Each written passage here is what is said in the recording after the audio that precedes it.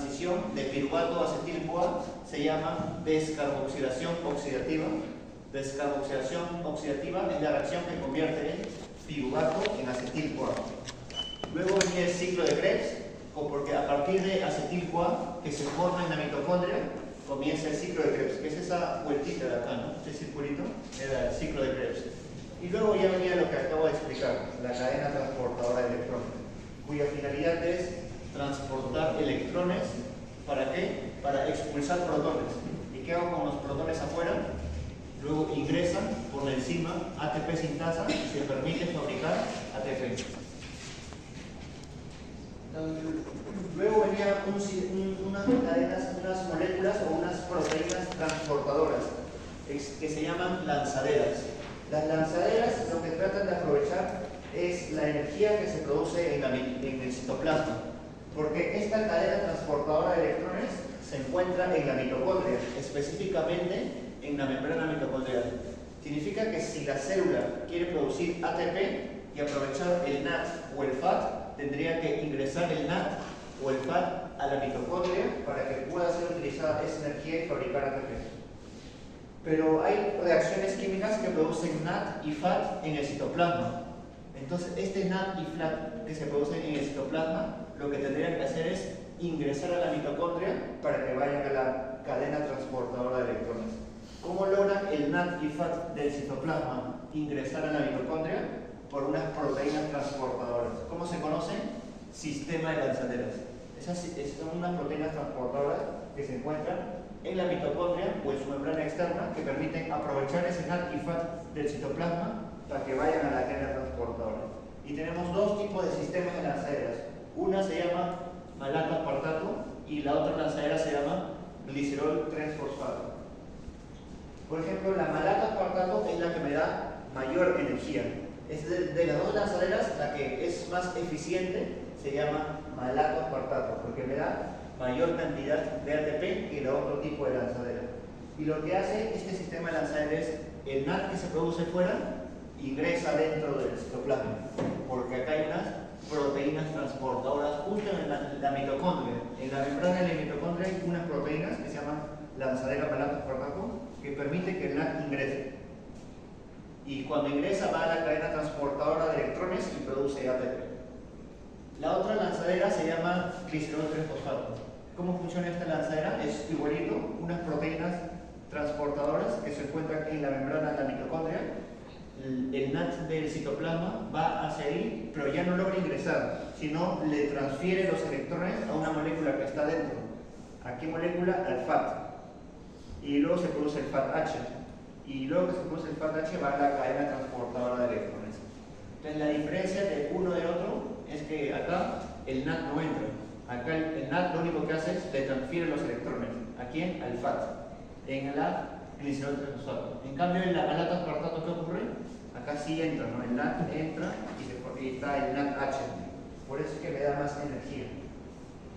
Esas son las lanzaderas, ¿no? Una forma de aprovechar el NAT y FAT que se produce fuera, es decir, en el citoplasma, para que vayan a la cadena transportadora de electrones. Y ya luego en la cadena transportadora de electrones puedan producir ATP por fosforilación oxidativa. Especialmente estas son moléculas transportadoras de electrones y sirven para que se dirijan a la cadena transportadora de electrones. Entonces, esto representaba la cadena transportadora de electrones, un conjunto de proteínas que permiten fabricar ATP. ¿Y cómo intervenían estas proteínas? Para que funcione la cadena transportadora de electrones, lo que necesitan haber es electrones y una molécula final que se llama oxígeno. Los electrones se producen en el ciclo de Krebs. Esa es la principal función del ciclo de Krebs. La principal función del ciclo de Krebs no es producir ATP, sino la principal función del ciclo de Krebs es producir estas dos moléculas. Un ciclo de Krebs me va a dar 3 moléculas de NADH y una molécula de FAT-H. Estas moléculas se conocen como moléculas transportadoras de electrones. Lo van a transportar hasta estas proteínas que se llaman cadena transportadora de electrones, y cada vez que los electrones pasen de una a otra, porque en total van a ser 4 moléculas. Voy a ayudarme con esta gráfica a explicar la cadena transportadora de electrones, Esta gráfica representa 1, 2, 3, 4, los 4 transportadores de la cadena de electrones. ¿Cómo llegan? Primero llega el NAT al transportador 1. El FAT siempre va a llegar al transportador 2. El FAT nunca llega al transportador 1. El FAT siempre comienza a partir del 2 y transporta los electrones en orden. El 1 le pasa al 2, el 2 le pasa al 3, el 3 al 4. Y así se pasan los electrones. Al final, los electrones se dirigen hacia el oxígeno y se forma agua. Pero esto de acá no es tan importante. Lo único importante es que se necesita oxígeno para que funcione esto de acá. Lo importante viene que cada vez que se pasan los electrones, lo que hace cada transportador es expulsar un protón o una molécula de hidrógeno. Cada vez que pasa, se expulsan protones. Entonces, la finalidad de la cadena transportadora de electrones es expulsar protones. Lo expulsan de dentro, que significa de la matriz mitocondrial, expulsan protones hacia afuera de la matriz mitocondrial, que significa el espacio intermembrana. Acá tenemos dos membranas de la mitocondria. La mitocondria es una organela que tiene dos membranas. Una membrana mitocondrial interna y otra membrana mitocondrial externa. Entonces, la función de la cadena transportadora de electrones es que cada vez que se pasan los electrones, expulsan un protón, que es este H o hidrógeno, es un protón. ¿Y para qué sirve esto de acá? ¿Para qué sirve expulsar protones? Para que se genere lo que acá dice gradiente de protones. Cuando gradiente quiere decir que tenemos mucha cantidad de protones. Gradiente significa que hay mucha cantidad de protones. Y van a haber mucha cantidad de protones en la parte de fuera de la matriz. Acá dentro de la matriz va a haber baja cantidad de protones o baja concentración de protones. Fuera de la matriz va a haber alta concentración de protones. ¿Por qué es alto?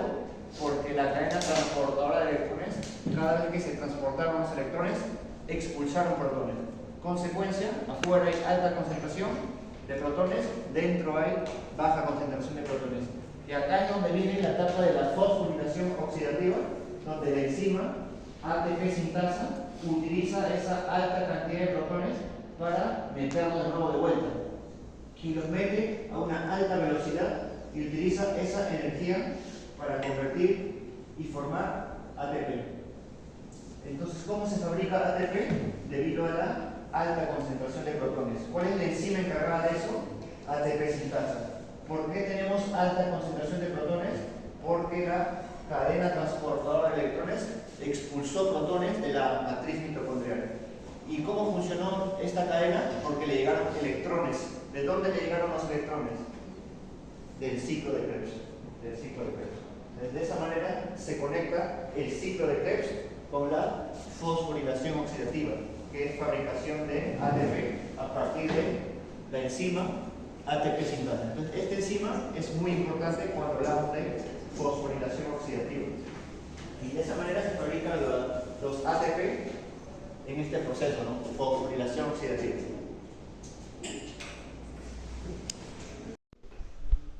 Vamos a ver que puede servir para dos cosas. Si degradamos la grasa, hacemos cierta ruta bioquímica. La otra ruta bioquímica es síntesis de ácidos grasos. Podemos sintetizar ácidos grasos y podemos degradar ácidos grasos.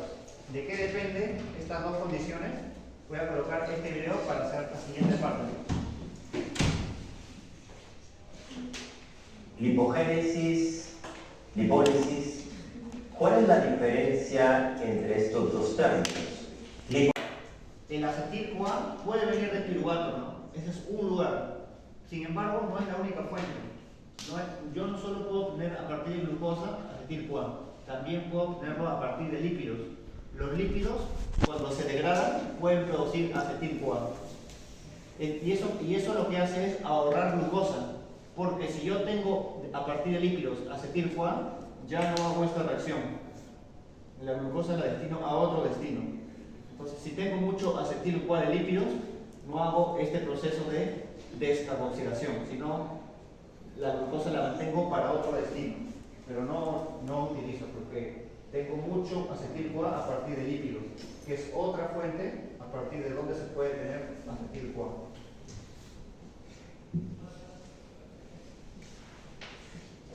Y la otra regulación viene no solo del control alostérico, como del NAT o del ATP, sino la otra regulación viene a partir de las hormonas.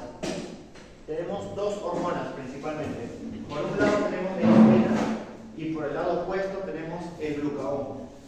Pero el glucagón siempre venía acompañado de otros estímulos, ¿no? Por ejemplo, teníamos hormonas del estrés, cortisol, la adrenalina o de la tiroides también.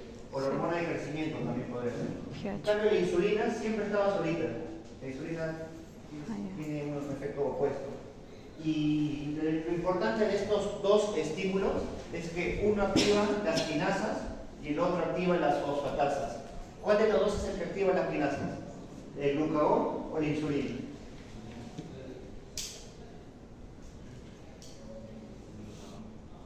El glucagón activa las quinasas. Entonces, eso también es importante aprenderlo. El glucagón activa las quinasas. ¿Y qué significa que activa las quinasas? Que va a fosforilar. En cambio, el otro, insulina, es el que activa las fosfatasas. Y las fosfatasas sirven para desfosforilar. Y acá tenemos cómo es la regulación de esta enzima, piruvato deshidrogenasa. La función de esta enzima me dice cuando está desfosforilado está activo, cuando está fosforilado se inactiva. Entonces, esta enzima requiere estar, para que esté activa requiere estar desfosforilado. Y esto solo funciona cuando está la fosfatasa, porque la fosfatasa en la enzima se desfosforila, quita el grupo fosfato. ¿Y cómo podemos comparar esto de acá en dos condiciones? ¿Qué ocurre, por ejemplo, en la condición de reposo versus la otra condición, que se llama ejercicio? Tenemos la condición ejercicio versus reposo, son dos condiciones diferentes. Yo cuando hago ejercicio necesito energía. Entonces, ¿cómo activo? Si yo para el ejercicio necesito energía, necesito activar el ciclo de Krebs para que haga fosforilación oxidativa. En cambio, cuando estoy en reposo, no necesito mucha energía, ¿no? Porque estoy en reposo, entonces no necesitaría activar el ciclo de Krebs. Entonces, si no necesito activar, inhibo a la piruvato deshidrogenasa, porque no requiero esta vía, estoy en reposo. Entonces, mantengo inactiva su enzima, piruvato deshidrogenasa. En cambio, si yo necesito energía, porque estoy haciendo ejercicios, a la enzima piruvato deshidrogenasa tengo que activarlo, porque se necesita obtener energía. Entonces, tenemos dos condiciones, reposo versus ejercicio. El reposo no activa el ciclo de Krebs, mientras que el ejercicio activa el ciclo de Krebs. Son dos condiciones diferentes. ¿Y cuál es la enzima que actúa el ciclo de Krebs? Es la fosfatasa, porque la enzima tiene que estar desfosforilada para que se active. La enzima piruvato deshidrogenasa tiene que estar desfosforilada. ¿Cómo la desfosforilo? Con una fosfatasa. ¿Sí? La piruvato deshidrogenasa puede estar fosforilada o puede estar desfosforilada. Pero, como mencioné acá, de las dos condiciones, ¿cuál es la activa? La activa es esta, ¿verdad? Este es inactivo. Entonces, ¿cuándo está activa? Cuando está desfosforilada. Y para estar desfosforilado tengo que quitar grupos fosfato. ¿Cuál es la enzima que quita el grupo fosfato? Fosfatasa. La enzima fosfatasa es la enzima que desfosforila. Entonces, ¿qué quiere decir que desfosforila? Que la piruvato deshidrogenasa está activa. Entonces, si yo quiero activar a la piruvato deshidrogenasa, tengo que activar a la fosfatasa. La fosfatasa va a hacer que lo desfosforile. Y cuando esté desfosforilado, va a estar activo. ¿Y cómo se da la regulación por esta fosfatasa? ¿Cómo es que se activa esa enzima fosfatasa? Viene, por ejemplo, de esta es una forma a partir de la adrenalina. La adrenalina utiliza un mecanismo interno de transmisión de la información. La transmisión ya no se produce a través del segundo mensajero AMP cíclico. Para la adrenalina es a partir del segundo mensajero de fosfoinositol trifosfato. La enzima es una fosfolipasa C. Esta fosfolipasa C metaboliza un lípido de membrana, que es el fosfoinositol bifosfato. Lo metaboliza y forma este segundo mensajero, que se llama inositol trifosfato.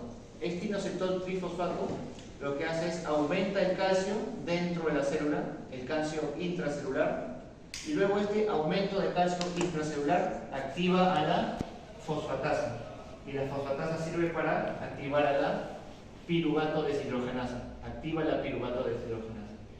Entonces, de esa manera es que funciona esta enzima. Esta enzima fosfatasa se activa cuando hay mucho calcio. ¿Y el calcio por qué se activa? Porque hay un estímulo externo, por ejemplo la adrenalina. Es oxalacetato. Si un aminoácido se degrada a oxalacetato, ¿qué será? ¿Glucogénico o cetogénico? Glucogénico. ¿Cuáles son los que se degradan a oxalacetato? Estos son menos todavía. El aspartato sabemos que por la transaminación forma oxalacetato. Entonces el aspartato es considerado glucogénico. ¿Y de dónde se obtiene el aspartato? A partir de la asparagina. La asparagina forma aspartato, por lo tanto la asparagina también se considera glucogénico. Entonces aspartato viene de asparagina, ¿no? Tienen el nombre parecido además. Aspartato, asparagina. Ambos se consideran glucogénicos. Entonces esos son todos los grupos de aminoácidos y los productos a los cuales se pueden degradar. Se pueden degradar entonces en dos grupos, ¿no? Se pueden degradar, por ejemplo, en piruvato y se llama glucogénico. Se puede degradar a otro como intermediario del ciclo de Krebs y también se considera glucogénico. Para que sea cetogénico solo tiene que degradarse a un par. O se degrada a acetil-CoA o se degrada a acetocetato. Si se degrada cualquiera de esos dos se va a llamar cetogénico. Entonces, ¿los aminoácidos solo pueden ser glucogénicos? No. ¿Qué más pueden ser? Cetogénicos. Cetogénicos. ¿Qué productos tienen que formar para ser cetogénicos? Acetato y acetil-CoA. Y la otra pregunta para acabar es: ¿cuántos ATP podríamos obtener de la degradación de la ALA?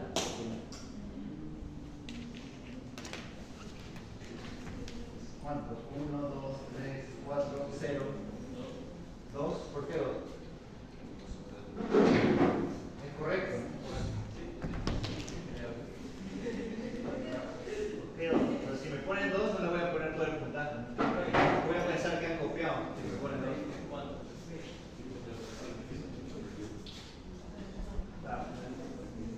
¿La alanina qué es? ¿Glucogénico o cetogénico? Glucogénico porque ¿qué forma? Piruvato, ¿no? ¿Qué significa glucogénico? ¿Qué significa? ¿Qué ruta metabólica se activa? Glucogénico no es ciclo de Krebs. Se llama gluconeogénesis, porque glucogénico significa formar glucosa. ¿Cuál es la reacción que forma glucosa? La gluconeogénesis. Significa que la alanina quiere formar glucosa. Y luego, ¿cuál es la reacción que me produce ATP a partir de la glucosa? La glucólisis. La glucólisis produce ATP. ¿Cuántos ATP produce la glucólisis? 2. Entonces, ¿cuántos se obtiene? 2. Una molécula de glucosa por glucólisis me da 2 ATP. Entonces, ¿cuántas moléculas de glucosa voy a obtener a partir de una alanina? Una glucosa. Por fuerza de la posibilidad.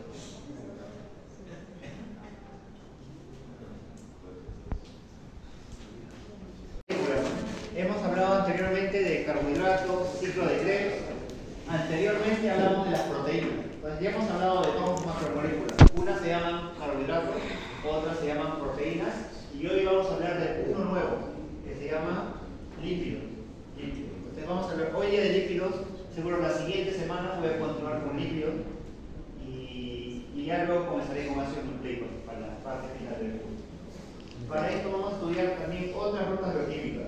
Una ruta bioquímica se llama lipogénesis y otra ruta bioquímica se llama beta-oxidación. Entonces, para comenzar esta nueva ruta bioquímica, vamos a ver, antes de ello, que me digan enzimas de digestión. Enzimas de digestión. ¿Cuáles son las enzimas que digieren proteínas?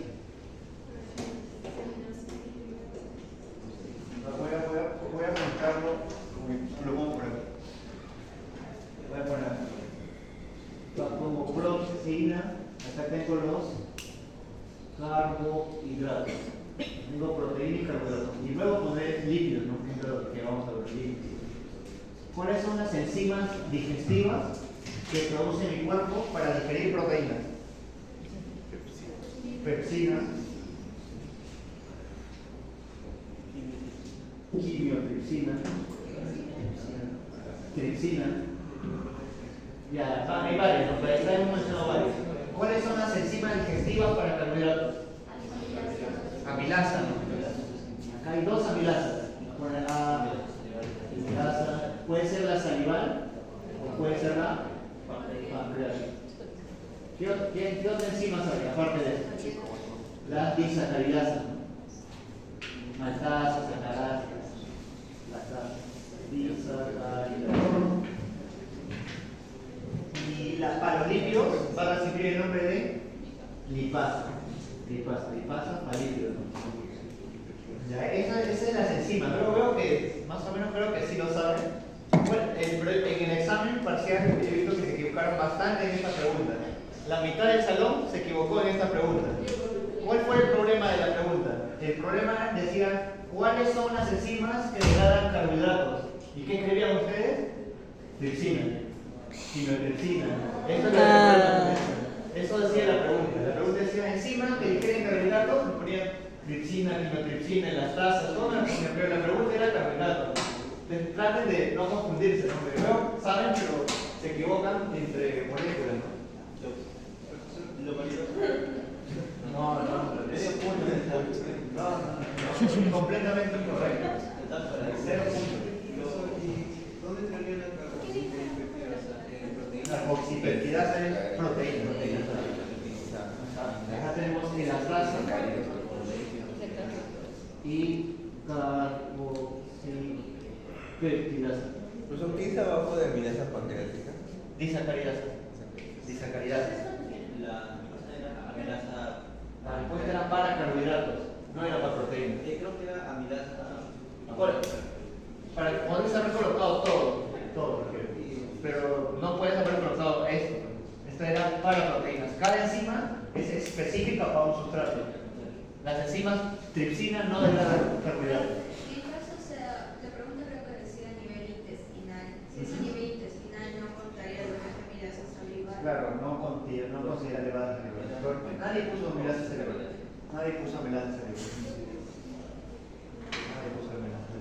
Pero sí pusieron la mitad del cerebro puso tripsina, quimiotripsina. La mitad del cerebro puso eso. Ahora vamos a iniciar el tema de lípidos. Para eso he colocado unas preguntas iniciales para ver algunos conceptos y para también aclarar algunos conceptos, ¿no? Por ejemplo, como vamos a ver el tema de lipólisis, acá he puesto la lipólisis es el proceso de oxidación y acelerado para obtener energía. ¿Verdadero o falso? Acá lo que estoy preguntando que es oxidación de ácidos grasos se llama beta-oxidación. La oxidación de ácidos grasos se llama beta-oxidación. Acá lo que estoy preguntando es, ¿lipólisis y beta-oxidación son lo mismo? No. ¿Lipólisis es lo mismo que beta-oxidación? Si me dicen que es lo mismo, es verdadero. Entonces, si me dicen que Falso. no es lo mismo, sería falso. Entonces, ¿qué sería? ¿Verdadero o falso? ¿Es lo mismo lipólisis que beta-oxidación? Y la respuesta es falso. No es lo mismo. Son diferentes rutas que están relacionados, pero no es lo mismo. Es como decir ciclo de Krebs y fosforilación oxidativa. Están relacionados, pero no es lo mismo, ¿no? Igualito esto de acá. Una cosa es lipólisis, que ocurre en el tejido adiposo, y otra cosa es beta-oxidación, que ocurre en el hígado o puede ocurrir en el músculo. Son órganos diferentes y reacciones diferentes. La siguiente es las lipasas, son las enzimas que hacen la hidrólisis de lípidos para obtención de energía. ¿Verdadero o falso? Acá lo que estoy preguntando es, ¿cuál es el nombre de las enzimas que digieren las proteínas? ¿Se llaman lipasas? No. ¿Cómo se llaman? Sí, se llaman lipasas, es correcto. Las enzimas que hacen hidrólisis de lípidos se llaman lipasas.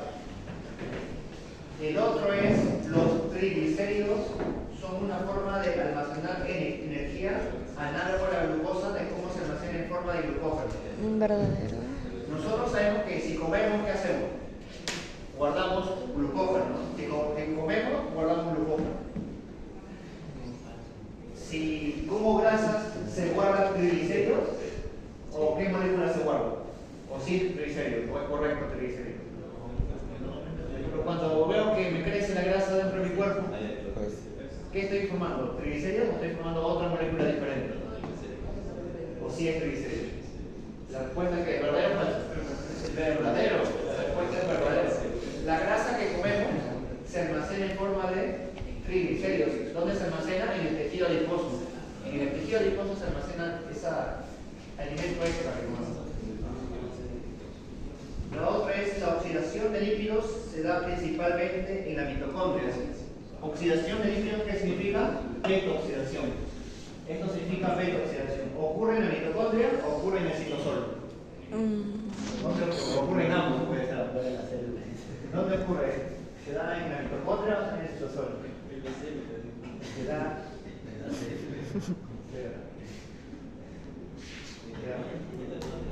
en la mitocondria. ¿Verdadero o falso? Es verdadero. Se da en la mitocondria.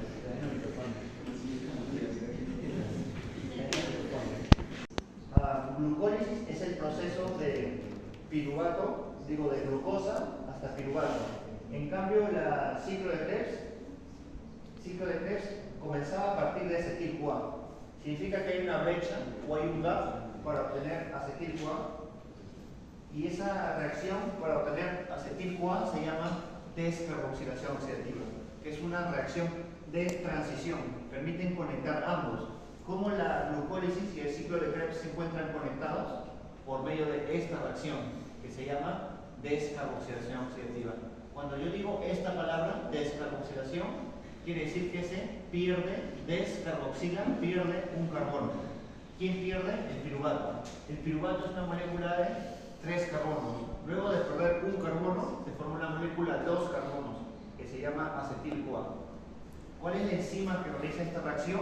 Se llama piruvato deshidrogenasa. Y se produce una molécula de NAD, que va también a la cadena transportadora de electrones. Entonces, esta parte es importante, recordar el nombre de la enzima y recordar que se forma acetil-CoA. El nombre de la enzima es piruvato deshidrogenasa. Entonces, ese nombre de esa enzima es importante recordar. ¿Qué función realiza la piruvato deshidrogenasa? Convierte el piruvato en acetil-CoA, que es una molécula de 2 carbonos.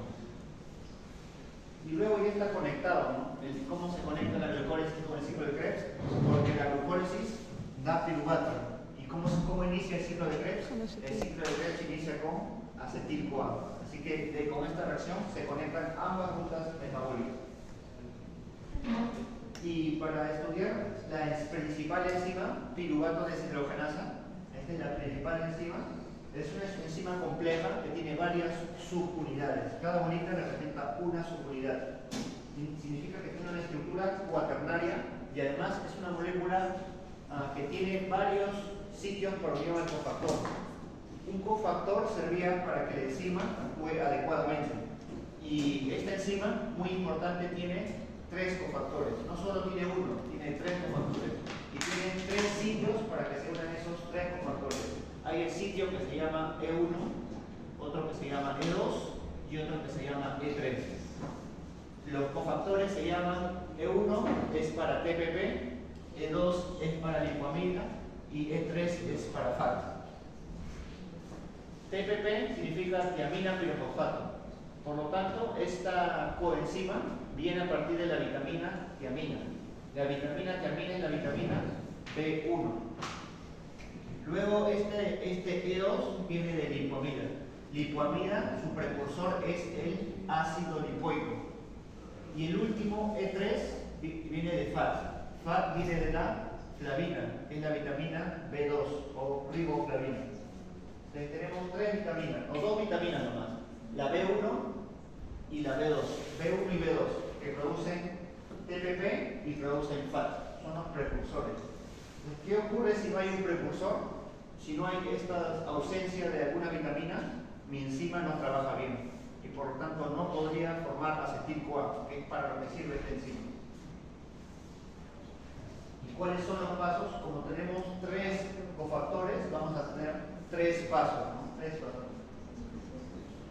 Y lo importante de estos tres cofactores es que los pasos ocurren de acuerdo al orden en que se presentan. Por ejemplo, si digo E1, este es porque es el primero que se utiliza. Si digo que este es el E2, es porque el segundo que se utiliza. Y si digo E3, es porque el tercero que se utiliza. Entonces, en ese orden se van a utilizar. Acá hay varias reacciones químicas, pero lo importante es que no se aprendan las reacciones químicas porque no les va a beneficiar en nada. Lo que les va a beneficiar es que se aprendan el orden de los cofactores. De esta parte tienen que aprenderse el orden. El orden es primero TPP, luego viene la lipoamida, en la posición 2, y el tercero viene el FAT. Entonces el orden es importante que se aprenda. Y también quieren aprenderse de esta parte, cada cofactor, cuál es el precursor, de dónde viene. Eso es importante que se aprendan. Por ejemplo, si digo TPP, ¿cuál es el precursor? B1. Tiamina, que significa B1. Porque puede ser que en el examen no venga tiamina. ¿Qué pasa si en el examen viene B1 no? Tienen que saber que es lo mismo, ¿no? Tiamina y B1. Por eso tienen que familiarizarse con ambos nombres. ¿Cuál es el precursor de la lipoamida? Ácido. Aquí está. La lipoamida es un derivado de ácido lipoico. La lipoamida viene a partir del ácido lipoico. Eso de ahí sí tienen que aprender. El último ese sería el precursor. A partir del ácido lipoico se forma lipoamida. Y el último era el FAT. ¿El FAT de dónde viene? ¿A partir de qué vitamina? Riboflavina. FAT significa flavina. Y viene de la riboflavina. ¿Y la riboflavina qué vitamina es? B2. Es B1, B2 y ácido lipoico. Pero si lo digo en orden, sería a partir de TPP, luego vendría lipoamida y luego vendría FAT. Ese sería el orden correcto. Y los tres que son cofactores para la enzima piruvato deshidrogenasa. Entonces, ¿qué permite la conversión de piruvato a acetil-CoA?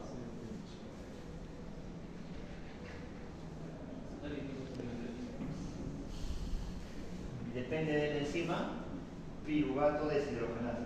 Entonces, ¿cuál es la enzima que forma acetil-CoA a partir de piruvato deshidrogenasa?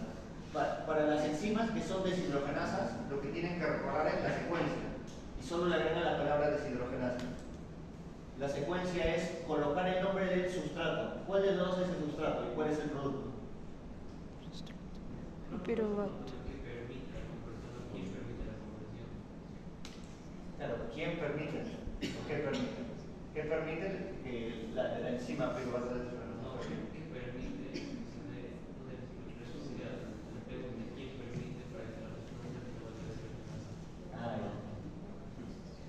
Puede ser. Y si fuese ¿qué permite? ¿Qué pensarías entonces? ¿Qué permite? Permite el inicio del ciclo de Krebs. Podrías colocar ambos, ¿no? Para estar seguro. Permite el ciclo de Krebs y la enzima que permite eso se llama piruvato deshidrogenasa. Esa sería tu respuesta más completa. Entonces, esta enzima, de los dos, el sustrato se llama piruvato, el producto se llama acetil-CoA. Para saber el nombre de la enzima, lo que tengo que hacer es colocar el nombre del sustrato y agregar la palabra deshidrogenasa. ¿Y cuáles son las coenzimas que favorecen la conversión del piruvato a acetil-CoA?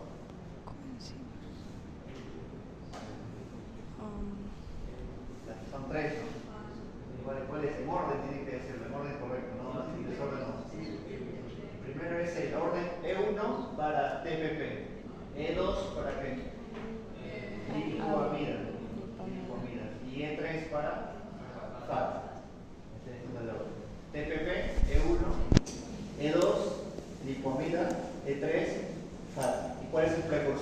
otro, de TPP, es T de tiamina.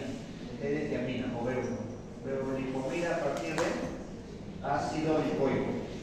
Y el último E3, FAT, a partir de B2. A partir de B2. Este es el correcto. Usted ya sabe. E1, E2, E3, en ese orden se unen los tres que hemos mencionado.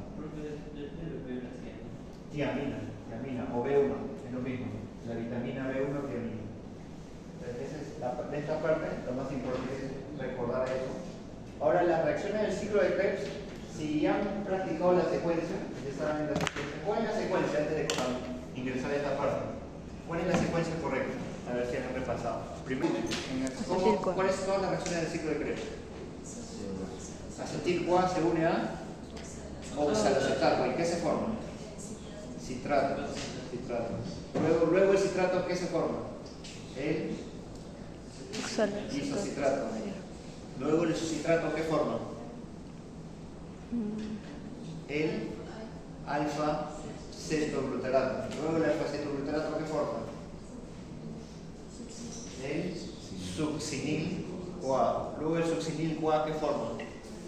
El succinato. Luego el succinato forma fumarato. Luego el fumarato forma malato. Y luego el malato forma oxalacetato. Esa es la secuencia correcta.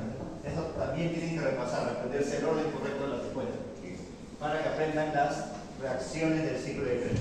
Entonces las reacciones comienzan acetil-CoA, oxalacetato, citrato, se forma isocitrato, luego el isocitrato forma alfa-cetoglutarato, el alfa-cetoglutarato forma succinil-CoA, succinato, fumarato, malato y oxalacetato. Y acá se regenera el oxalacetato, ¿no? Acá se había gastado oxalacetato en formar citrato, pero luego de una vuelta se vuelve a formar. Significa que se volvió a recuperar. Entonces, lo que sabemos es que el oxalacetato se une al acetil-CoA y se forma citrato. Esta es una reacción que tienen que recordar.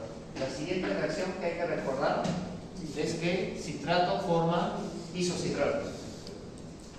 La siguiente reacción es que el isocitrato forma alfa-cetoglutarato. ¿Cuál es la siguiente reacción? Alfa-cetoglutarato forma succinil-CoA.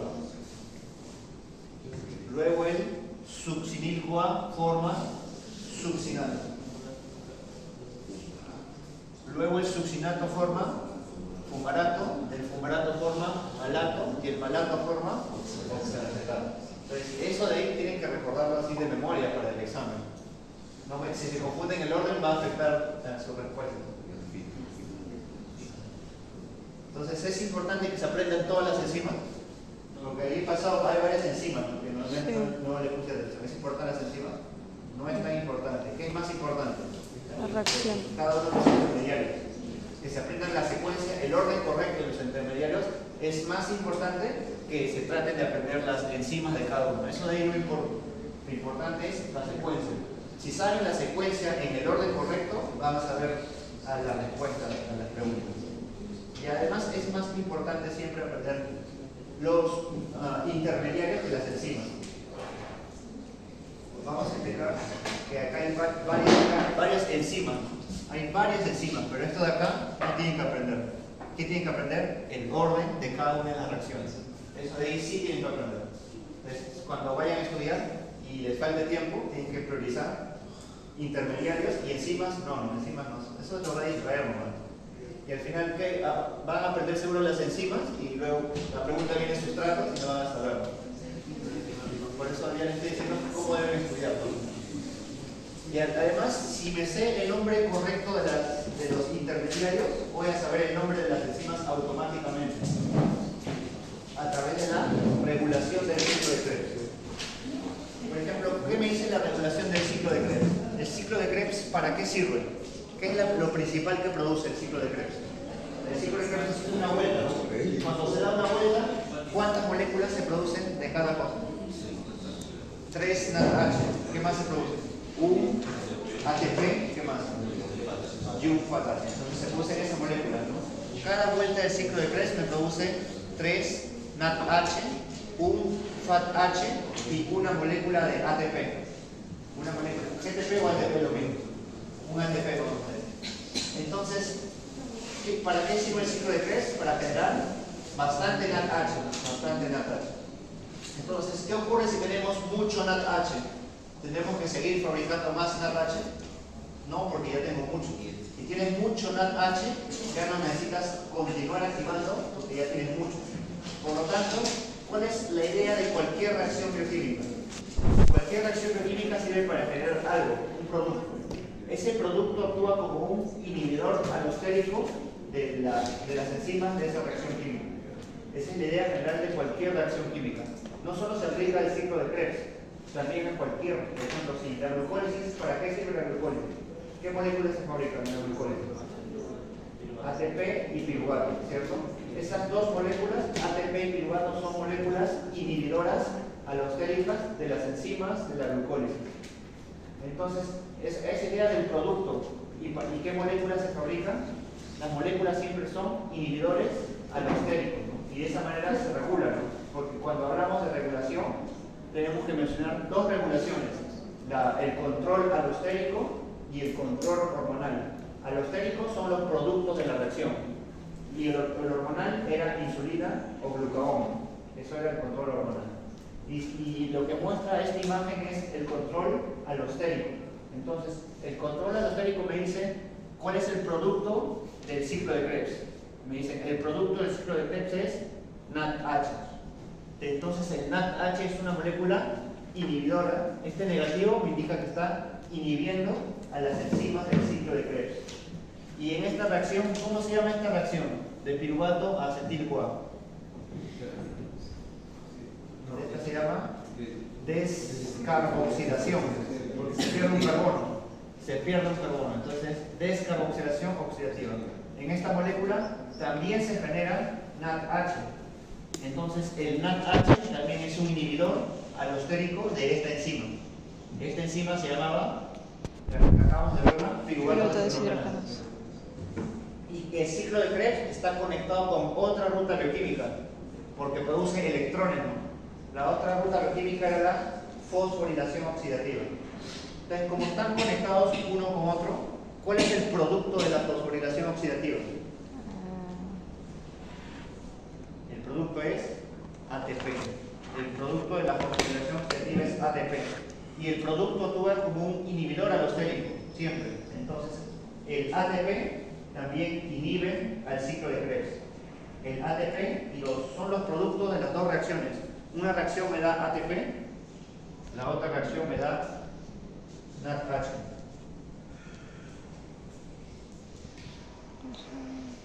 ¿Y cuál es la molécula opuesta al ATP? El ADP. O puede ser AMP también, ADP o AMP. Esa es la molécula opuesta. Significa que la molécula opuesta es el activador. El ATP es el inhibidor. El opuesto, el activador. ¿Y cómo me acuerdo el nombre de las enzimas? ¿Cómo me acuerdo el nombre de las enzimas? Tienen que saber el nombre. ¿Cómo se coloca el nombre a una enzima? El nombre del sustrato más la función. En este caso, estas son que producen NADH. ¿Qué enzimas producen hidrógeno? Las deshidrogenasas. Las deshidrogenasas sirven para transferencia de hidrógeno. Esa es la función de las enzimas deshidrogenasas, transfieren hidrógeno. ¿Cuál es la función de las enzimas quinasas? Fosforilar, ¿no? Las quinasas son enzimas que fosforilan. ¿Cuál es la función de las enzimas fosfatasas? Desfosforilar. ¿Cuál es la función de las enzimas sintasas o sintetasas? Sintetizar, que significa fabricar, ¿no? Sintetizar significa fabricar. Esas son funciones. Entonces, acá en el ciclo de Krebs vamos a utilizar enzimas deshidrogenasas. ¿Y qué hacen las enzimas deshidrogenasas?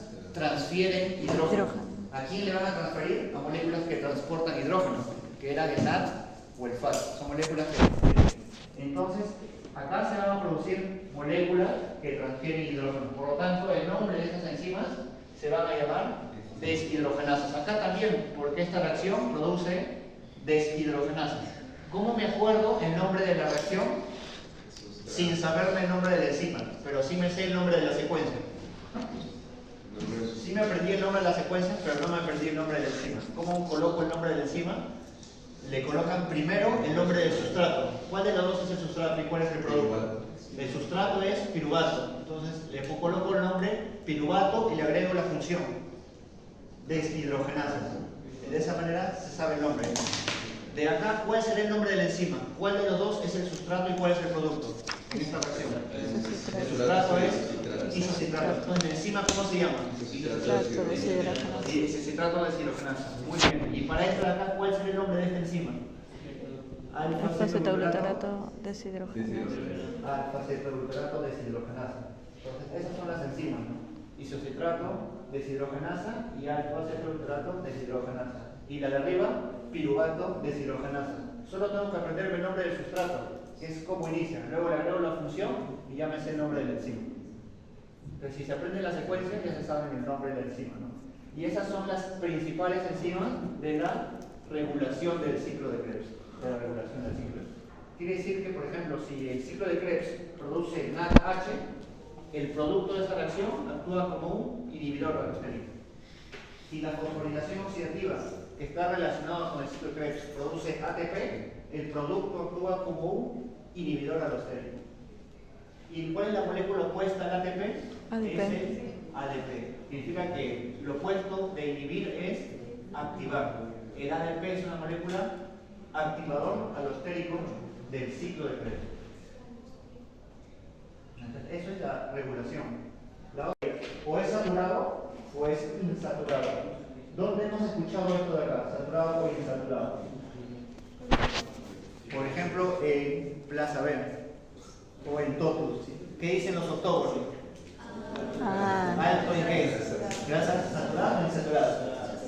Saturadas, ¿no? ¿Por qué significa? ¿Que es bueno o es malo? Malo. El exceso de grasas saturadas es malo. No me dicen el exceso de grasas insaturadas, no hay, ¿no? hay. Entonces esta de acá, digamos que no son tan dañinas como esta de acá. Estas son las que tienden a acumularse, así como en el vaso que vimos, tienden a acumularse. ¿Qué significa que es saturado? Que todos los enlaces son simples. Eso significa que es saturado, que todos los enlaces son simples. En cambio, cuando es insaturado, significa que al menos hay un doble enlace. Pueden haber más, pueden haber 2, 3 dobles enlaces, pero mínimo se requiere un doble enlace para que se considere insaturado. Entonces, lo que hace el cuerpo humano es primero fabrica saturados y luego le pone dobles enlaces y forma insaturado. Es el proceso de cómo se generan estos ácidos grasos. Y los ácidos grasos se caracterizan por ¿qué? ¿Qué grupo funcional tienen los ácidos grasos? Este grupo funcional. COOH. Carboxilo se llama. Los ácidos grasos se caracterizan porque tienen un grupo COOH y tienen una larga cola de carbono.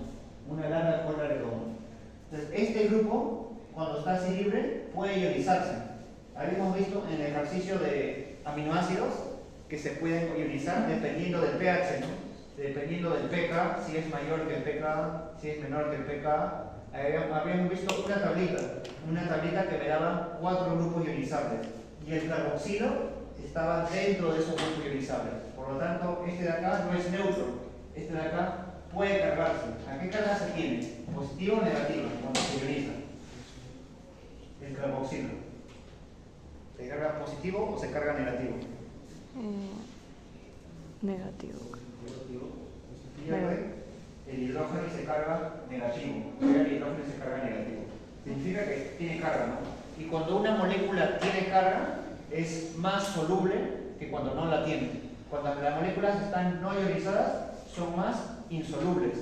Y cuando las moléculas están ionizadas, se vuelven más solubles. ¿Y por qué se puede ionizar? Por el pH, ¿no? Por el pH se puede ionizar. ¿Qué características o propiedades tienen los lípidos? Uno es que son insolubles en el agua, ¿no? Por ejemplo, el agua y el aceite no se mezclan. Yo puedo tratar de mezclarlos y no se mezclan. ¿Por qué no se mezclan? Porque son insolubles en agua. Cuando hablo de la palabra insoluble, también puedo utilizar un par de sinónimos.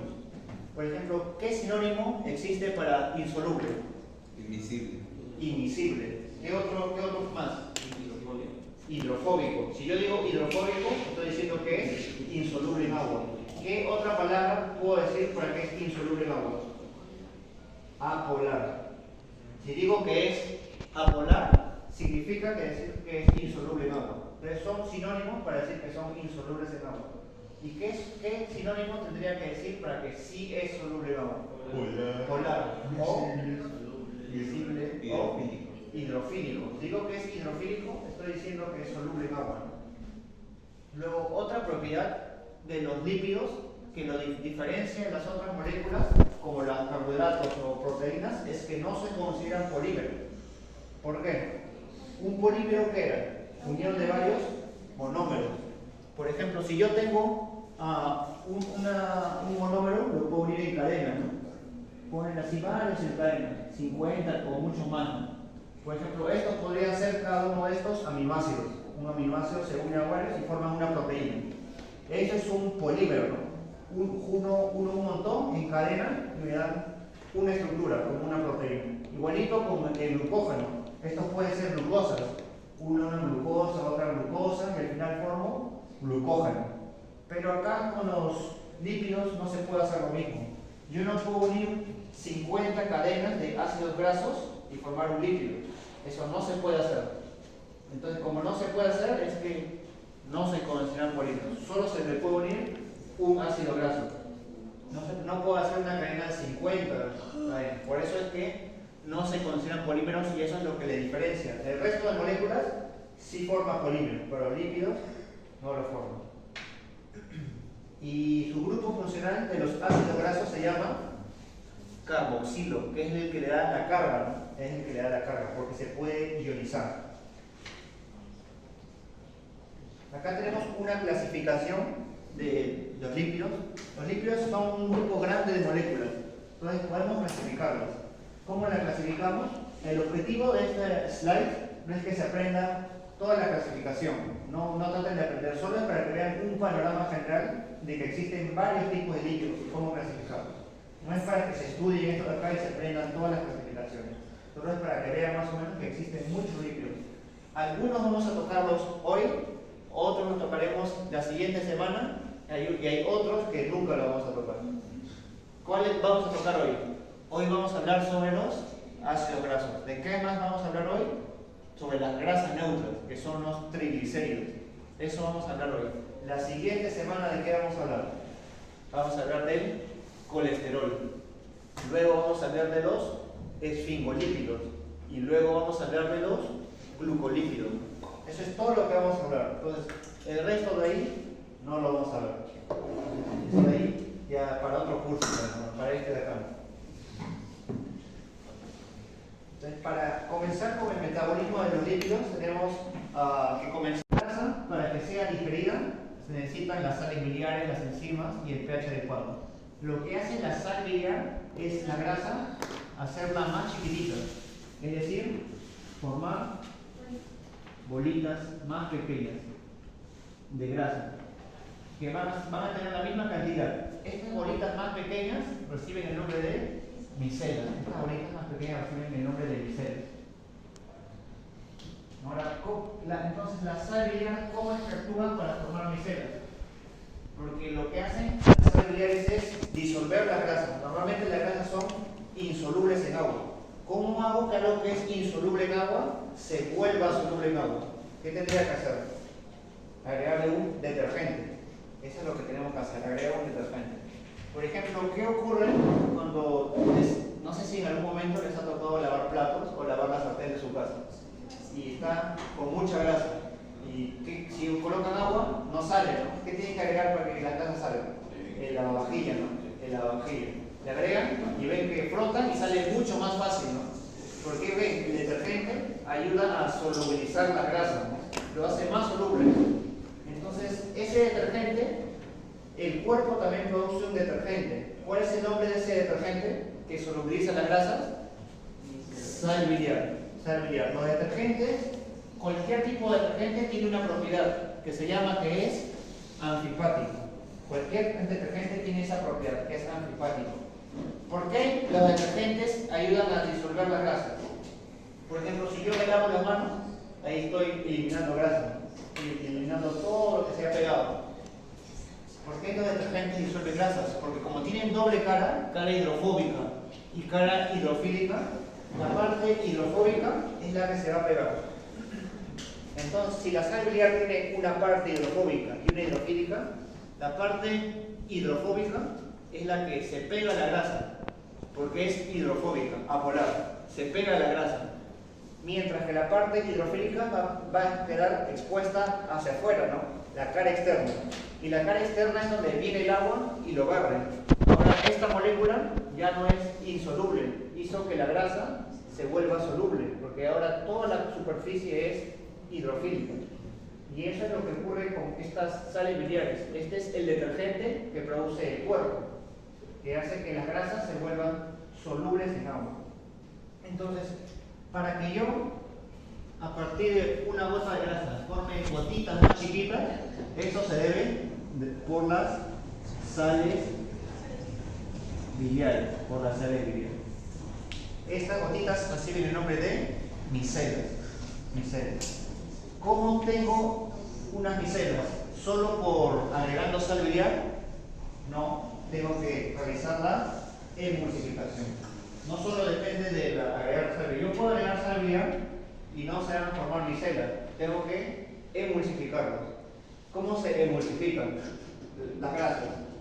Es como el agua micelar. No sé si han escuchado el agua micelar. ¿Qué es el agua micelar? No, algunos han escuchado, otros para la cara, ¿no? ¿Cuál es la función del agua micelar? Remover sustancias hidrofóbicas. Y si han visto, el agua micelar tiene como dos partes. Cuando está quieta, ¿no? Cuando está quieta se forman como dos fases. ¿Y qué tienen que hacer antes de usar? Agitarlo. La quitan y ven que todo se solubiliza, ¿no? ¿Por qué se solubiliza? Porque se están formando micelas, que son gotitas muy chiquitas que se llaman micelas. Y estas micelas, ¿qué significa? Que estoy emulsificando. Emulsificar quiere decir que yo necesito agitar para formar las gotitas. No se van a formar si no lo agito. Para si quiero formar las gotitas, tengo que emulsificarlo. ¿Y cómo el cuerpo lo agita? Las grasas, porque el intestino se contrae. El que el intestino se contraiga significa que hace peristaltismo. El peristaltismo es la contracción del músculo, ¿para qué? Para favorecer la formación de micelas. El proceso de formar micelas se llama emulsificación, que se consigue con una agitación, con una fuerte agitación. ¿Cómo es lo que se llama el movimiento del peristaltismo? Entonces, al momento de digerir grasas, liberamos sales biliares y además contraemos o agitamos el intestino para que se puedan formar las micelas, que son esas gotitas chiquitas de grasa. Y estas gotitas chiquitas de grasa son las que tienen en la superficie la sal biliar. Por ejemplo, acá en la superficie están rodeadas de sales biliares. Sal biliar. Cada una de ellas tiene sales biliares en su superficie. Y la sal biliar, como tiene doble cara, por eso es que se permite insertar en la superficie de cada una de estas micelas. Porque si esto es una sal biliar y lo amplifico un poquito más para que se vea más grande, si esto representa la sal biliar, tiene dos porciones. Una cola que es hidrofóbica,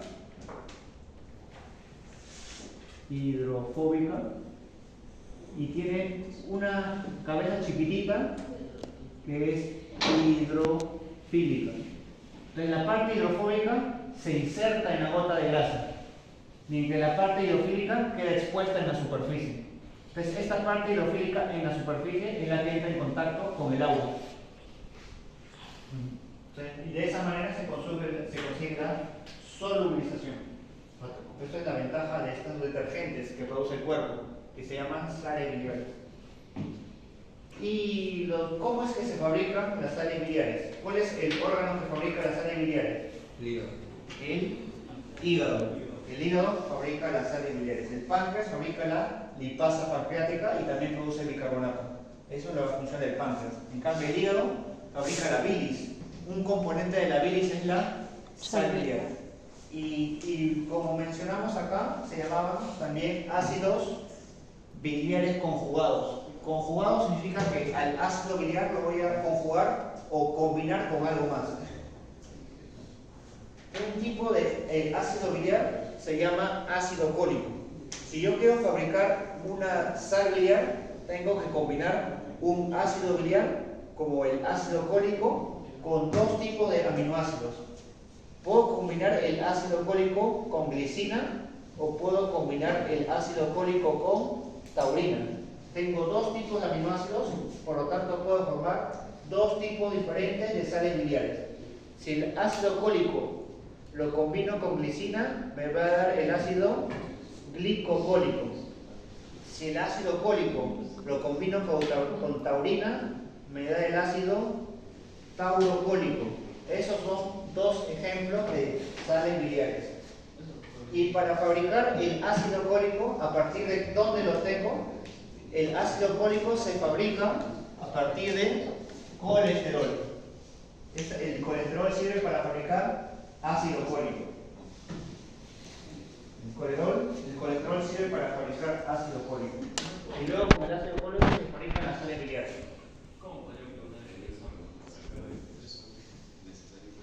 Hay varias formas como se puede preguntar. Una forma podría ¿cuáles son las principales sales biliares del cuerpo? Principales sales. Tengo preguntas más adelante, capaz con las preguntas va a parecer más sencillo. Tengo preguntas para cada sección. Ahorita en cada parte de la clase he colocado una serie de preguntas, similares a como las que coloqué al inicio. Al inicio puse preguntas, luego he colocado más preguntas. ¿Cuáles son los aminoácidos que forman piruvato? Uno ya sabemos que es la alanina. Cualquier aminoácido que se degrada a piruvato se considera glucogénico. Cualquier aminoácido que se degrada a piruvato es glucogénico. Por ejemplo, la treonina se degrada a piruvato. ¿Qué significa? Que la treonina es glucogénico. La cisteína. ¿Qué importante tiene la cisteína? Lo diferencia de todos los aminoácidos. Forma puentes de sulfuro. ¿Y qué tipo de aminoácido es? Si forma piruvato. Glucogénico. En la cisteína, ese que era diferente, se considera glucogénico. La treonina también se considera glucogénico. Profesor, ¿era sin formar piruvato porque intermediario del ciclo de creación? Exacto. Cualquier intermediario del piruvato o cualquier intermediario del ciclo de ahí se considera glucogénico. Esta treonina tiene otra función. Una es que se convierta a piruvato, otra es que se convierta a acetaldehído. Si convierte a acetaldehído va a formar luego el acetato, que es para formar cuerpos cetónicos, pero es el mismo aminoácido. Entonces la treonina, si forma piruvato, se considera glucogénico, pero si forma acetaldehído, se considera cetogénico. Entonces la treonina es un ejemplo de un aminoácido mixto, porque puede ser que sea glucogénico o puede ser que sea cetogénico. Ese es el aminoácido mixto, un ejemplo, treonina, ¿no? Porque forma piruvato o forma acetaldehído. La cisteína que era, forma piruvato, ¿no? La cisteína forma piruvato, por lo tanto la cisteína ¿qué es? Glucogénico, ¿no? Glucogénico. Ahora, los que forman acetocetato. ¿Qué ocurre si un aminoácido forma acetocetato? ¿Qué será? ¿Glucogénico o cetogénico? Cetogénico. Cetogénico, ¿no? Entonces vamos a ver algunos aminoácidos que forman acetocetato. ¿Qué aminoácidos forman acetocetato? Estos dos, fenilalanina y tirosina. ¿Dónde hemos visto estos aminoácidos? ¿En qué enfermedad? Fenilalanina. Ambos son aromáticos. En fenilcetonuria. En fenilcetonuria habíamos visto que una enzima que se llamaba fenilalanina hidroxilasa convierte la fenilalanina en tirosina. Y luego la tirosina se transforma en acetocetato. Significa que ambos son considerados cetogénicos. Ambos, los de la fenilcetonuria, ambos son considerados cetogénicos. Ambos son aminoácidos aromáticos. ¿Dónde lo hemos visto? En la fenilcetonuria. Forman acetocetato. Y acá tenemos una nueva enfermedad. ¿Cuál es esta nueva enfermedad? Esta nueva enfermedad se llama, primero, está relacionada con el metabolismo de la tirosina. Acá hay varias enzimas para el metabolismo de la tirosina. El producto final es el acetoacetato. El producto del metabolismo de la tirosina se llama acetoacetato. Y hay una enzima importante que se llama dioxigenasa. ¿Cuál es el problema con esta dioxigenasa? Normalmente la dioxigenasa degrada el homogentisato. ¿Qué es el homogentisato? Un producto del metabolismo de la tirosina. Normalmente utilizamos tirosina, formamos homogentisato y luego esto desaparece del cuerpo por esta enzima que se llama dioxigenasa. Pero ¿qué ocurre si tenemos un problema en la deficiencia de esta enzima? Quiere decir, ¿qué ocurre si la enzima dioxigenasa no funciona bien? Ya no puede metabolizar el homogentisato. Esto es el homogentisato. Entonces, si tengo deficiencia, se bloquea esto de acá, por lo tanto el homogentisato aumenta en concentración. Como aumenta en concentración, esto se elimina a través de la orina y hace que la orina cambie de un color normal, claro, amarillo claro, a un color muy oscuro. Cuando el color está muy oscuro, se va a llamar alcaptonuria. Alcaptonuria. ¿Ves? Yo estoy eliminando por ahí el homogentisato, que está muy elevado. ¿Por qué está tan elevado? Porque hay un problema en la enzima que lo degrada, que se llama homogentisato dioxigenasa. Entonces, esa es una enzima nueva. La otra enzima que ya conocían era la de la fenilcetonuria. La fenilcetonuria, que era la que convertía la fenilalanina en tirosina. ¿Cuál es el nombre de la enzima? Fenilalanina hidroxilasa. Fenilalanina hidroxilasa. Entonces la fenilalanina ya no puede formar tirosina porque hay deficiencia en esta fenilalanina hidroxilasa. Tiene que metabolizarse a otro producto. Entonces se utiliza una segunda ruta que es muy poco utilizada, pero como ya no se puede utilizar el camino de la fenilalanina hidroxilasa, se sigue esta segunda ruta, que es la fenilalanina, transformarla en fenilacetato y en fenilactato.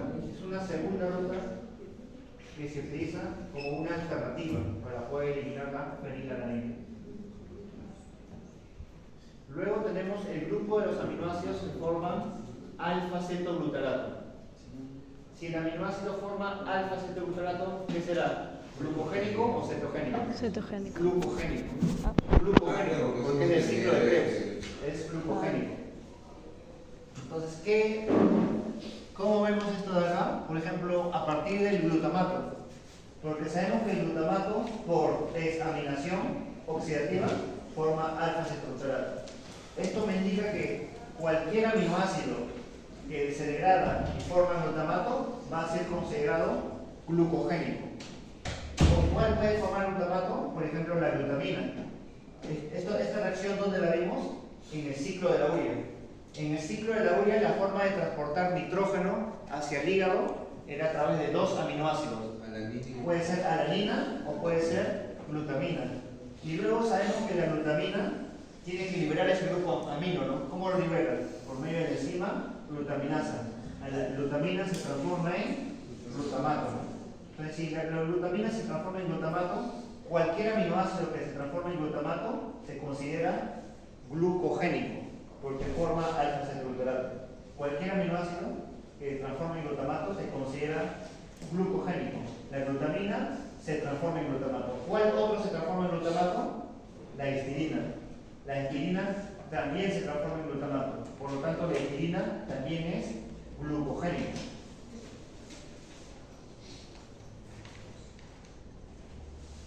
Luego los aminoácidos también se degradan y forman succinil-CoA. Si forma succinil-CoA, ¿qué será? ¿Glucogénico o cetogénico?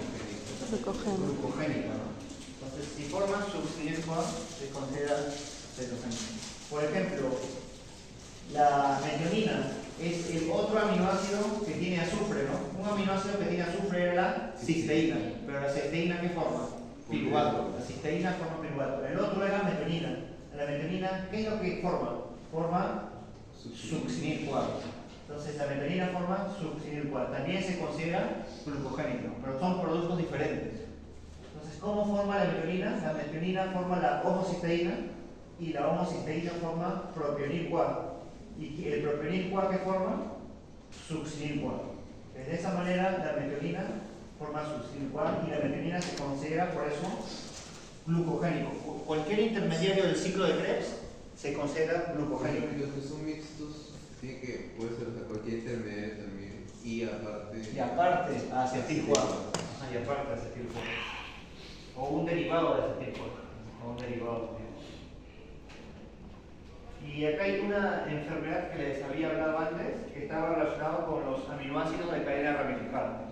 Acá tenemos aminoácidos de cadena ramificada. ¿Cuáles son los aminoácidos de cadena ramificada? Leucina, isoleucina y valina. Esos son 3 aminoácidos que se clasifican como aminoácidos de cadena ramificada.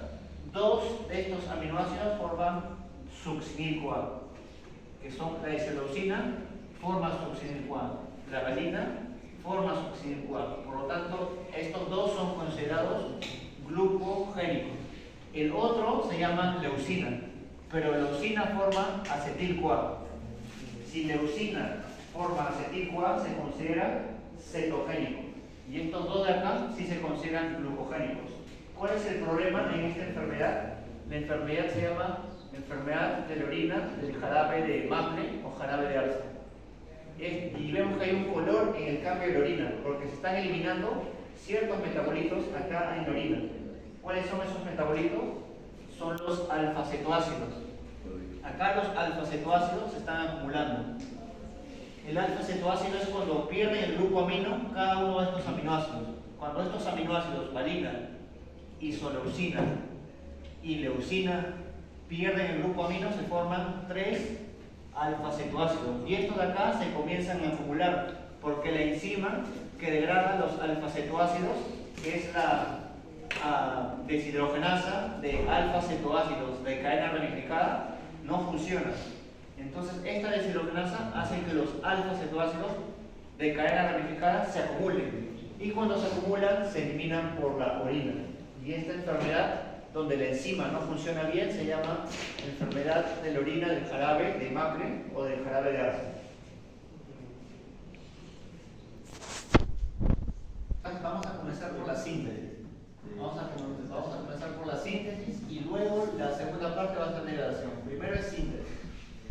Síntesis y degradación. Son rutas metabólicas distintas, ¿no? Síntesis es fabricación y degradación es eliminar. Para eso se hace en 4 pasos. Por ejemplo, podemos iniciar con condensación, reducción, deshidratación y reducción. Reducción nuevamente. ¿A partir de qué se hace la síntesis? ¿Cómo se fabrican grasas? ¿Qué rutas metabólicas predominan cuando se fabrican grasas? Vamos a ver. Y el proceso opuesto a la reducción, la reacción opuesta se llama oxidación. Por eso es que la degradación de ácidos grasos se llama beta-oxidación, porque vamos a oxidar grasas. Entonces, dan dos tipos de compuestos diferentes. Comenzando por la síntesis, ¿cuál es la molécula precursora de esta lipogénesis? Se va a llamar acetil-CoA. Es la misma molécula que hemos visto anteriormente, que participa en el ciclo de Krebs. Inicia con acetil-CoA. Y para activar la síntesis de ácidos grasos necesitamos NADPH. ¿De qué ruta bioquímica se obtiene NADPH? De la vía de la pentosa fosfato. Este era P, ¿no? P no era del ciclo de Krebs. P viene de vía de la pentosa fosfato. Si era NADH sin la P, ese sí viene del ciclo de Krebs. Pero como tiene la P, esto hace la diferencia para que sea P de vía de la pentosa fosfato. Y en la vía de la pentosa fosfato se obtienen varios productos. Uno de ellos era la NADPH, que se obtiene en la fase oxidativa de la vía de la pentosa fosfato, ¿no? ¿Cuál es la función del NADPH? Muchas, ¿no? Por ejemplo, antioxidantes como el glutatio, puede hacer síntesis de ácidos grasos o puede hacer síntesis de nucleótidos. Eso es vía de la pentosa fosfato. Entonces tenemos rutas metabólicas que activan, dependen de 2 condiciones, ¿no? En este caso, el objetivo de la lipogénesis o la síntesis de ácidos grasos es obtener un ácido graso de 16 carbonos, que se llama ácido palmítico. ¿Cómo inicia esta ruta metabólica? Con acetil-CoA. El acetil-CoA es una molécula de ¿cuántos carbonos? 2 carbonos, ¿no? Aquí está. Un carbono, otro carbono acá. 2 carbonos nomás. Tiene 2 carbonos. Es una molécula de 2 carbonos. Significa que tengo que combinar varias veces acetil-CoA para que tenga 16 carbonos. Primero combino un acetil-CoA con otro y tengo uno de 4 carbonos. Luego le agrego otro acetil-CoA y tengo una molécula de 6. Luego le vuelvo a agregar otro acetil-CoA y así va aumentando de 2 en 2 hasta que llegue al ácido palmítico, que es un ácido graso. La enzima que va a estar agregando una y otra vez se llama ácido graso sintasa. Y esta ácido graso sintasa utiliza un cofactor. ¿Cuál es el nombre del cofactor? NADPH. Esa es la enzima que va a agregar una y otra vez el acetil-CoA. Y el ácido palmítico es un ácido graso saturado. El ácido palmítico es un ácido graso saturado. Primero se forman saturados y luego recién se forman insaturados. Siempre se inicia con este carbono 16, que es el ácido palmítico. Y acá están los pasos de la lipogénesis. Entonces, para la lipogénesis tenemos 2 rutas metabólicas, o 2 reacciones, mejor dicho. Esta ruta metabólica se llama lipogénesis, que significa génesis, fabricación de ácidos grasos. Como cualquier ruta metabólica, hay que ver dónde inicia, cómo, para qué sirve, ¿no? ¿Cuándo activo esta ruta metabólica? ¿En el estado de ayuno o en el estado postprandial? ¿Cuándo las personas engordan o fabrican grasa? ¿Cuando comen mucho o cuando no comen? Cuando comen mucho las personas engordan, ¿no? ¿Y comer mucho qué significa? ¿Ayuno significa comer mucho? No, comer mucho significa postprandial, ¿no? Entonces, cuando lean algo que diga algo parecido a eso, postprandial, lipogénesis, ahí se activa esta ruta metabólica. ¿Cuál es la primera reacción? Vamos a ver la reacción número 1 de la lipogénesis. La molécula de inicio se llama acetil-CoA, la que hemos visto, ¿no? Anteriormente en el ciclo de Krebs vimos acetil-CoA, es exactamente la misma molécula. Y la reacción 1, ¿qué me dice? Que este acetil-CoA ¿qué va a ocurrir? Va a ocurrir que se va a carboxilar para formar malonil-CoA. Carboxilar, ¿qué quiere decir? Que va a ganar un carbono. Carboxilar significa que gana un carbono. Entonces, por acá pongo un carbono, le agrego y voy a formar una molécula de 3 carbonos. ¿Cuál es esa molécula de 3 carbonos? Malonil-CoA. ¿Cuál es la enzima que cataliza esta reacción? Se llama acetil-CoA carboxilasa. Esta acetil-CoA carboxilasa cataliza, esta es la enzima. Acetil-CoA carboxilasa. Y esta de acá, acetil-CoA carboxilasa, es la principal enzima que regula la activación de la lipogénesis. Siempre de cualquier ruta metabólica hay que aprender las principales enzimas, ¿no? Por ejemplo, para la vida-pentosas fosfato, también aprendimos las principales enzimas de cada fase, ¿no? La glucosa 6-fosfato deshidrogenasa, la transcetolasa, la transalolasa. Para la glucólisis también aprendimos las principales enzimas, hexoquinasa, fructosa 6-quinasa, y la última la piruvatoquinasa. Entonces, para siempre, ¿cuál es la principal para esta ruta metabólica? Acetil-CoA. Acetil-CoA carboxilasa. Esta es la principal enzima, ¿no? Acetil-CoA carboxilasa. ¿Cuál es la segunda reacción? La segunda reacción viene después. Viene con la segunda enzima, que es ácido graso sintasa. Lo que va a venir es la reacción número 2. ¿Cuál es la reacción número 2? Tenemos malonil-CoA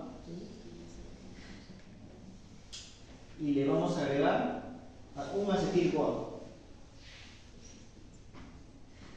Le vamos a agregar un acetil-CoA. ¿Y qué se va a formar? Esta reacción tiene una característica, que cuando se forma el malonil con acetil, pierde un carbono. Esa es la característica de esta reacción. Va a ocurrir una descarboxilación. La enzima que hace esto se llama ácido graso sintasa. Ácido graso sintasa. ¿Cuál es el cofactor del ácido graso sintasa? El cofactor era el NADPH, con P, de la vía de la glucosa fosfato. NADPH. Ese es el cofactor de esta enzima. ¿cuál es la, cuando si se pierde un carbono, cuántos carbonos va a tener la última molécula? Acá tengo 3, ¿no? 2. Más 2, 5, menos 1, 4. Acá es una molécula de 4 carbonos. Y luego de eso, ¿qué ocurre? Se vuelve a repetir la reacción otra vez, pero solo con acetil-CoA. Solo se repite con acetil-CoA. Si es una de 4, la ácido graso sintasa va a formar una de 6, porque le va a agregar el acetil-CoA, que es una molécula de 2 carbonos. Y luego de 2 carbonos se formará una de 6. Y luego repite el proceso, la misma enzima, varias veces, hasta llegar a una de ¿cuánto? A una de 16 carbonos, que se llama palmitato. Palmitato o ácido palmítico, es lo mismo. Es decir, si digo palmitato o ácido palmítico, es lo mismo. Entonces voy a estar uniendo de 2 en 2 carbonos la misma enzima, la ácido graso sintasa. La ácido graso sintasa agrega acetil-CoA. Agrega acetil-CoA, se agrega acetil-CoA una y otra vez hasta llegar hasta 6 carbonos. Y ahí termina la ruta bioquímica. Eso es la lipogénesis. Son 2 reacciones donde la segunda reacción se repite una y otra vez. Significa que la segunda reacción me gasta bastante NADPH. Me gasta un NADPH, otro NADPH. Cada vez que uno o 2 carbonos me va a gastar un NADPH. Es por ello que esta ruta metabólica necesita bastante NADPH. ¿Cómo se obtiene NADPH? Vía de las pentosas fosfato. Ahí se obtiene NADPH. Y para que estas dos, tanto el acetil-CoA como el modaronil, estén funcionando con el ácido graso sintasa, tienen que estar pegados a una proteína carrier o proteína portadora. Y esta proteína portadora se llama ACP. Esta proteína ACP mantiene unido al acetil-CoA como la nueva molécula que se está formando. Acá se va a estar formando una molécula de 4 carbonos, luego una de 6, luego una de 8. Entonces el carrier tiene que mantener unido esa nueva molécula que se está formando. ¿Cuál es la función de este carrier o proteína portadora del grupo acino?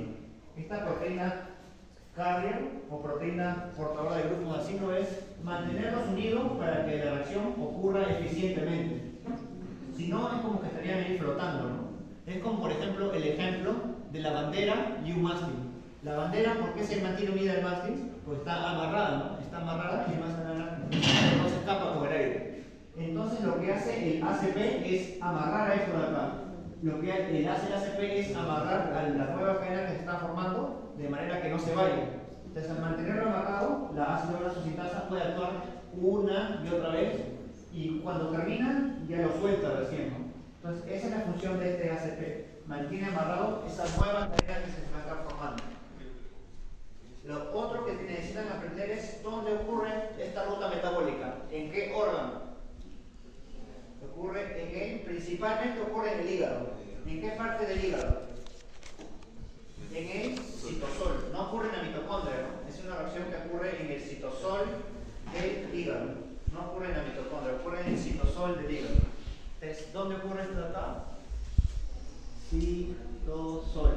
¿Dónde? El hígado. El hígado es el que me fabrica grasa. El hígado fabrica grasa, ¿no? El hígado fabrica grasa. ¿Dónde? Hígado. Si el piruvato está desactivo y no llega fosfatasa, no se va a dar el clorhidrato. Sí, exacto. No se forma, no se deriva. Porque, ¿cuál es la función de la piruvato de cerogenasa? Formar acetil-CoA. Esa es la función de esa enzima. Entonces, si no tengo acetil-CoA, no es de esa manera inicia el ciclo de Krebs. Y la otra enzima que puede activar esta fosfatasa es la insulina, ¿no? La insulina activa fosfatasa, mientras que el glucagón activa quinasas. Glucagón quinasa, insulina activa fosfatasa. Eso es siempre. Sí, ya, adelante.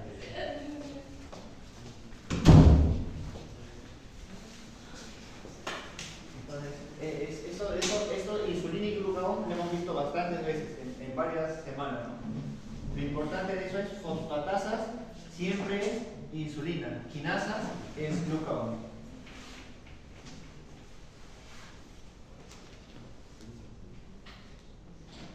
Entonces esta es otra vez la enzima fosfatasa y me dice, ¿cuál es el estímulo para activar a la fosfatasa? El estímulo hormonal se se llama Insulina. insulina. El estímulo hormonal se llama insulina. El calcio también se puede, como vimos, a partir de la adrenalina. La adrenalina hace que aumente el calcio intracelular y eso activa a la fosfatasa. ¿Y la fosfatasa cuál es su función? Desfosforila y activa la enzima, a la piruvato deshidrogenasa. Lo opuesto la inhibe, ¿no? Lo opuesto sería una quinasa. Una quinasa inhibe esta reacción. Si la fosfatasa la activa, la quinasa siempre la inhibe. Entonces, ¿qué ocurriría si una persona tiene deficiencia de fosfatasa? ¿Cómo será el ATP? ¿Elevado o bajo? Bajo, muy bajo. Entonces la persona tendrá mucha energía o estará cansada. Estará cansada, ¿no? Entonces, lo que ocurre entonces es no hay formación de acetil-CoA, ¿no? Porque eso de acá sirve para esta reacción. Por lo tanto, la glucosa ya no puede continuar con ciclo de Krebs. ¿Qué hace la glucosa? Va a hacer fermentación. Entonces, la glucosa tiene dos caminos. Un camino para hacer la glucosa, que sí que la glucosa es hacer glucólisis, ¿no? Y el otro camino se llama fermentación. Tiene dos caminos. ¿De qué depende? Depende del oxígeno. Uno depende del oxígeno. Si hay mucho oxígeno, hace glucólisis y ciclo de Krebs. Pero si no hay oxígeno, ¿qué es lo que hace? Fermentación. Y se transforma en lactato o ácido láctico. La enzima que convierte el ácido láctico se llama lactato deshidrogenasa. Lactato deshidrogenasa. Pero no solo depende del oxígeno, también estamos viendo que depende de la fosfatasa. Por ejemplo, si no hay fosfatasa, no se activa el ciclo de Krebs. Y por lo tanto, ¿qué se hace? Fermentación de la glucosa. Cuando no hay oxígeno, en un caso clínico, ¿por qué razones una persona le podría faltar oxígeno? ¿Por qué podría tener hipoxia? ¿Por qué razones? Falta oxígeno. Tienen que más o menos tratar de predecir cómo será la pregunta que venga. Porque la pregunta no va a decir le falta oxígeno, ¿no? Van a ver un caso clínico.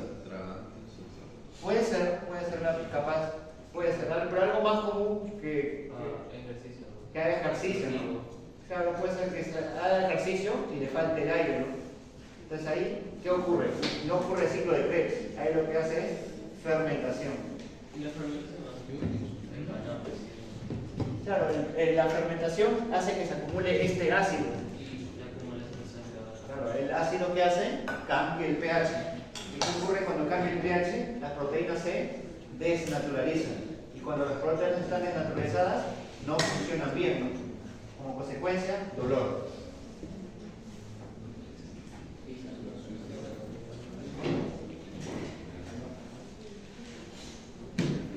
Entonces, ya vimos que las principales enzimas, ¿cuáles eran los principales enzimas reguladoras del ciclo de Krebs? Eran los productos. ¿Cuáles son los productos del ciclo de Krebs? NADH. Entonces, ese es un inhibidor. Siempre el producto de cualquier reacción química es el inhibidor. Y además del NADH teníamos al ATP, de la fosforilación oxidativa, porque el ciclo de Krebs y la fosforilación están conectados. Entonces, ambos siempre actúan como inhibidores. ¿Y cuál es la molécula opuesta al ATP? El ADP. Significa que el ADP va a ser siempre el activador del ciclo de Krebs. Y eso se aplica para todas las enzimas del ciclo de Krebs. Todas las enzimas funcionan de esa manera. Y la última parte de la clase es la degradación de aminoácidos. Para la degradación de aminoácidos tenemos que recordar el tema de clasificación de aminoácidos. En clasificación de aminoácidos teníamos 4 formas de clasificar a los aminoácidos. Uno era de acuerdo a la cadena lateral, otro era de acuerdo a la polaridad, otro era esencial o no esencial y otro era glucogénico, cetogénico. Eran 4 clasificaciones. ¿Cuál de las 4? La importante es la última. Para acá, la importante es la última. Degradación de aminoácidos, que es glucogénico, cetogénico.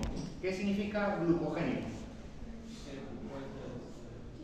¿Qué puede formar? ¿Glucogénico de qué viene? De glucosa. Entonces, glucogénico significa que el aminoácido puede formar glucosa. Eso significa glucogénico. ¿Cómo puede formar glucosa? ¿Por qué ruta bioquímica?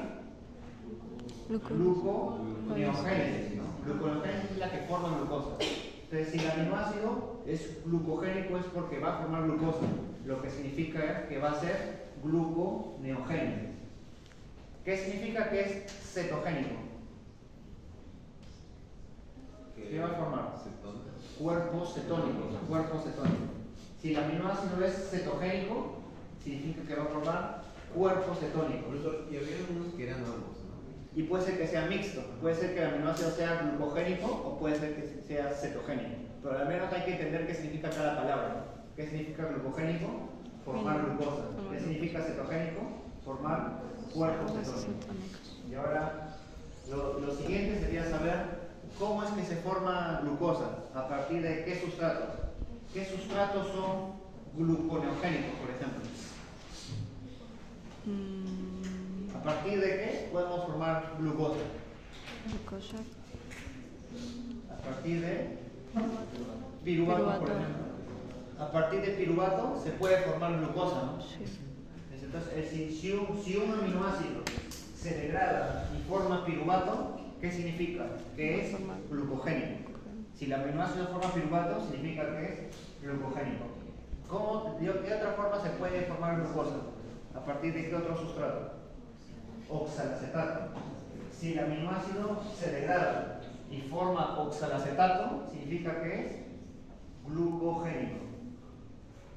¿Y de qué otra forma se considera que es glucogénico? Si forma cualquier intermediario del ciclo de Krebs. ¿Por qué? Cualquier intermediario del ciclo de Krebs siempre va a producir oxalacetato. Por ejemplo, si tienen alfa-cetoglutarato, saben que el alfa-cetoglutarato luego se va a convertir a oxalacetato, ¿no? Y significa que va a formar glucosa. Entonces, cualquier intermediario del ciclo de Krebs siempre se considera glucogénico. ¿Qué pasa si el aminoácido se degrada y forma succinil-CoA? Saben que si forma succinil-CoA, luego se va a formar oxalacetato. Por lo tanto, cualquier intermediario del ciclo de Krebs es glucogénico. Entonces, existen dos opciones para que sea considerado glucogénico. Uno es que forme piruvato y el otro es que forme algún intermediario del ciclo de Krebs. Existen esas dos opciones para decir que el aminoácido es glucogénico. ¿Y cuándo se considera cetogénico? ¿Qué metabolito tiene que formar para que se considere cetogénico?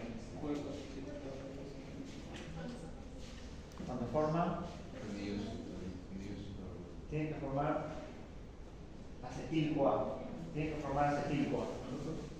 Si forma acetil-CoA, que es el que vimos ahorita, ese acetil-CoA, si el aminoácido se degrada y forma acetil-CoA, ese va a formar cuerpos cetónicos.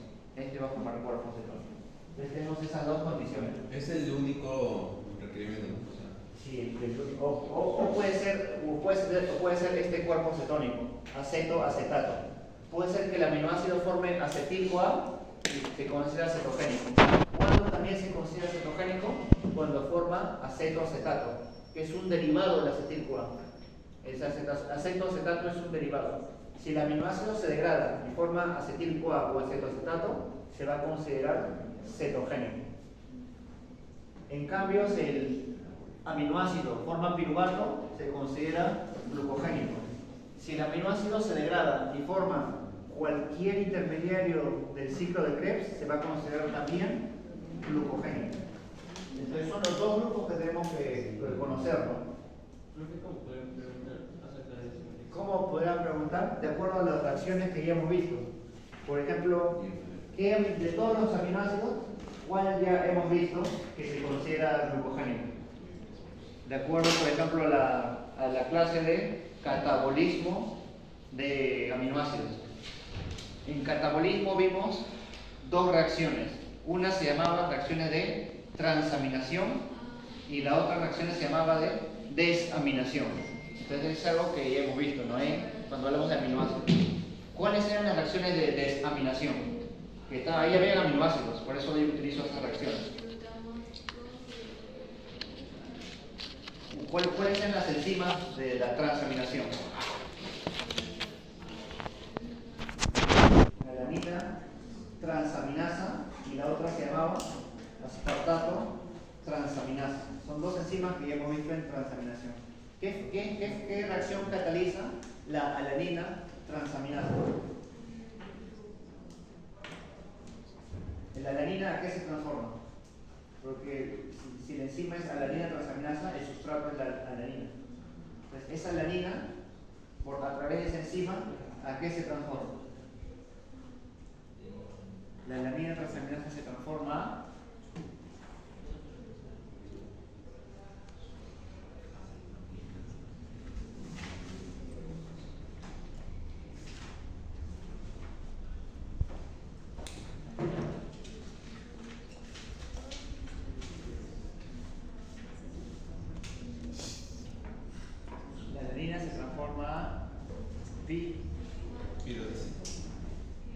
piruvato.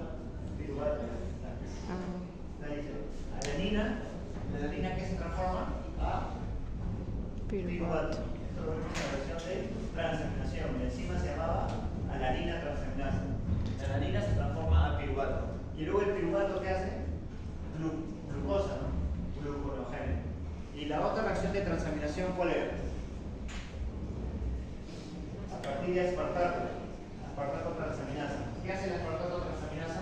Convierte el aspartato en oxalacetato. Y luego el oxalacetato hace glucosa por gluconogénesis. Esa es la que ya hemos visto. Y la otra, ¿cuál era? La desaminación. ¿Cómo era la desaminación? ¿A partir de qué aminoácido? Glutamato. El glutamato pierde su grupo amino y forma alfa-cetoglutarato. Y luego el alfa-cetoglutarato forma glucosa, ¿no? Estas son las tres aminoácidos que ya hemos visto. Entonces, eso es lo que ya deben saber. Ahora voy a agregar nuevos aminoácidos. Tenemos un problema con el acetil-CoA.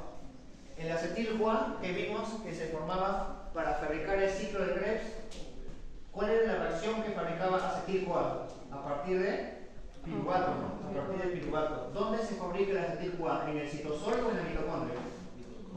En la mitocondria. Pero esta reacción, ¿dónde ocurre? En el citosol. En el citosol. Entonces, ¿cómo inicia la reacción?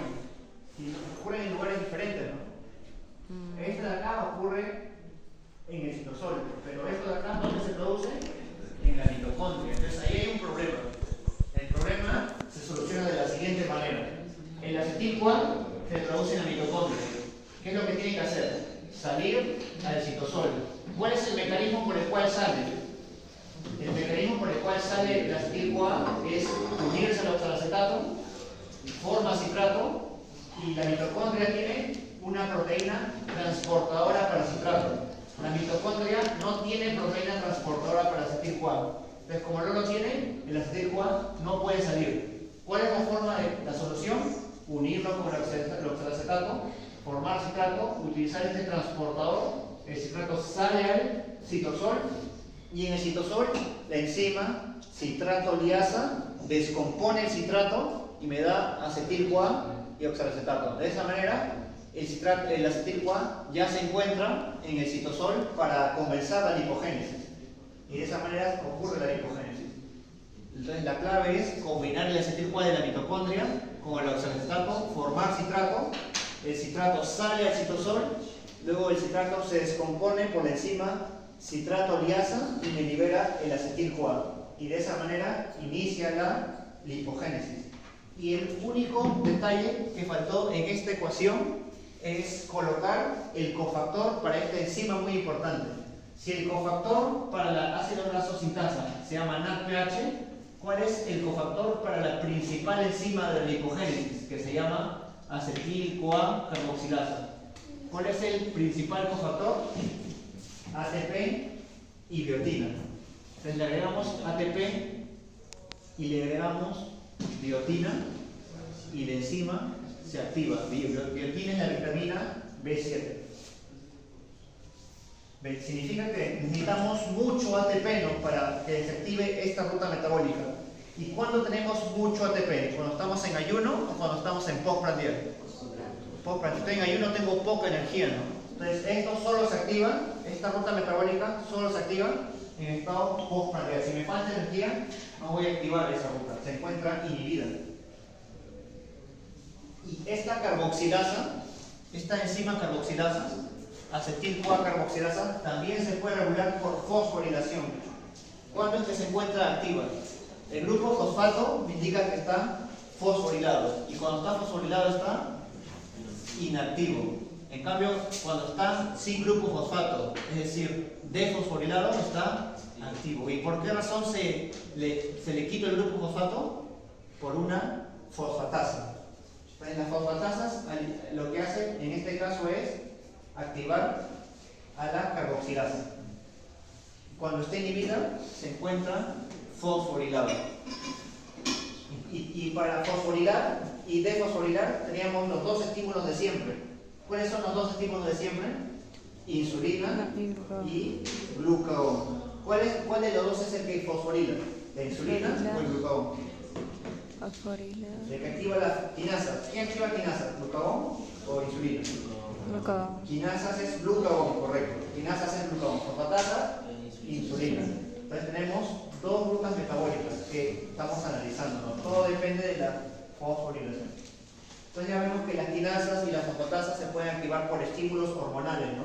¿Y eso qué hace? Que se fosforile o se desfosforile mis enzimas. Que para este caso, ¿cuándo está activa la fosfatasa? Cuando está desfosforilada. La fosfatasa va a estar activa cuando está desfosforilada. ¿Y cuándo abunda? Cuando tenemos mucho insulina. ¿Y cuál es la conexión de esta ruta bioquímica de la lipogénesis con otras rutas bioquímicas? Por ejemplo, ¿qué relación tiene el acetil-CoA con lo que ocurre dentro de la mitocondria, que se llama ciclo de Krebs? ¿Cómo podemos decir que mitocondria y lipogénesis están relacionados?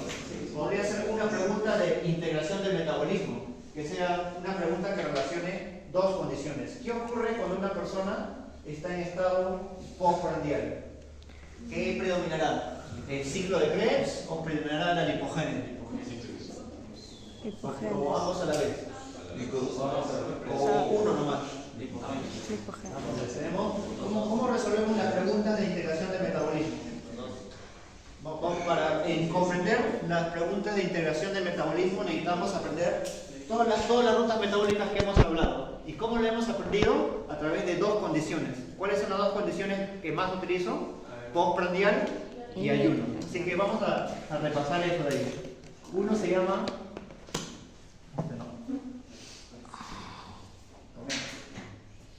Uno se llama postprandial, ¿no? Uno se llama estado postprandial versus el estado opuesto que se llama ayuno, ¿no? Son muy diferentes. Por ejemplo, el estado postprandial, ¿por qué se caracteriza? ¿Cómo está la glucosa en el estado postprandial? ¿Elevada o baja? Alta. Glucosa elevada. Entonces, se acuerdan del ayuno, ¿cómo estará la glucosa? Baja, ¿no? Glucosa baja. Ahora, ¿cómo estará la insulina? ¿Cómo estará la insulina? ¿Elevada o baja? En el estado postprandial está elevada. Entonces, acá en el ayuno, ¿cómo estará la insulina? Baja. Está baja insulina. ¿Y por qué la insulina sirve? Porque tenemos la otra hormona, ¿no? Me falta una más. El glucagón, ¿cómo estará acá? Baja. Estará bajo el glucagón. Y acá estará Alta. alto, ¿no? Alto glucagón. Entonces, son diferencias de las dos condiciones. ¿Cómo acá estará el ATP? ¿Cómo estará Alto. el ATP por acá? Alto. Será más elevado, ¿no? Acá estará Bajo. más bajo ATP. Entonces estamos viendo diferencias de uno y otro. Y esto de acá, las hormonas, ¿por qué es importante que me sirvan? Porque ¿cuál de los dos? Por ejemplo, el que acá está predominando es la insulina, ¿cierto? ¿La insulina qué hace? ¿Activa quinasas o fosfatasas? Fosfatasas. Se llama que activa fosfatasas. ¿Y las fosfatasas fosforilan o desfosforilan? Desfosforilan, las fosfatasas desfosforilan. Y acá tenemos que el que predomina es el glucagón. ¿Y glucagón qué activa? ¿Quinasas o fosfatasas? Quinasas. Activan quinasas. ¿Y las quinasas qué hacen? Fosforilan. fosforilan, las quinasas fosforilan. Entonces, para eso sirven las hormonas, ¿no? Porque ya sabemos que la regulación depende de los estados de fosforilación. Entonces, tenemos que relacionar eso con las rutas bioquímicas. Ahora, ¿qué rutas bioquímicas predominan aquí y qué rutas bioquímicas predominan en el ayuno? Comenzando por postprandial. ¿Qué rutas bioquímicas predominan? Todas las que conozcan en el postprandial. Hipogénesis. Glucólisis. Acá predomina la glucólisis. ¿Qué más? Ciclo de Krebs. Ciclo de Krebs. ¿Qué más? La de glucógeno. ¿Cuál es la dos predomina de glucógeno acá? ¿Glucogénesis o glucogenólisis? Glucogénesis. Porque si tenemos mucha glucosa, hay que almacenarlo, ¿no? Eso se llama Ah, ya. glucogénesis. ¿Qué más? ¿Qué otra ruta metabólica? Faltan rutas metabólicas. Hipogénesis. Gluconogénesis es ayuno, no es acá. ¿Qué hemos estudiado Lipogénesis. en la anterior clase? Vía de las pentosas fosfato. ¿Dónde va la vía de las pentosas fosfato? ¿Ayuno o acá? Postprandial, ¿no? Vía de las pentosas fosfato. ¿Falta alguna más? De glucógeno, vía de las pentosas. Ah, la de ahorita. Lipogénesis, ¿dónde abundará? Ahí hipocondrial. Lipogénesis, ¿no? Entonces esas son las principales rutas metabólicas que predominan en esta condición. ¿Qué rutas metabólicas predominan en el ayuno? ¿Cuál es el opuesto a la glucólisis?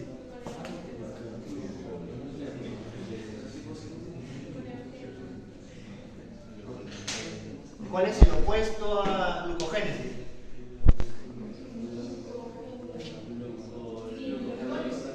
No, glucólisis no es el opuesto. Este es glucógeno.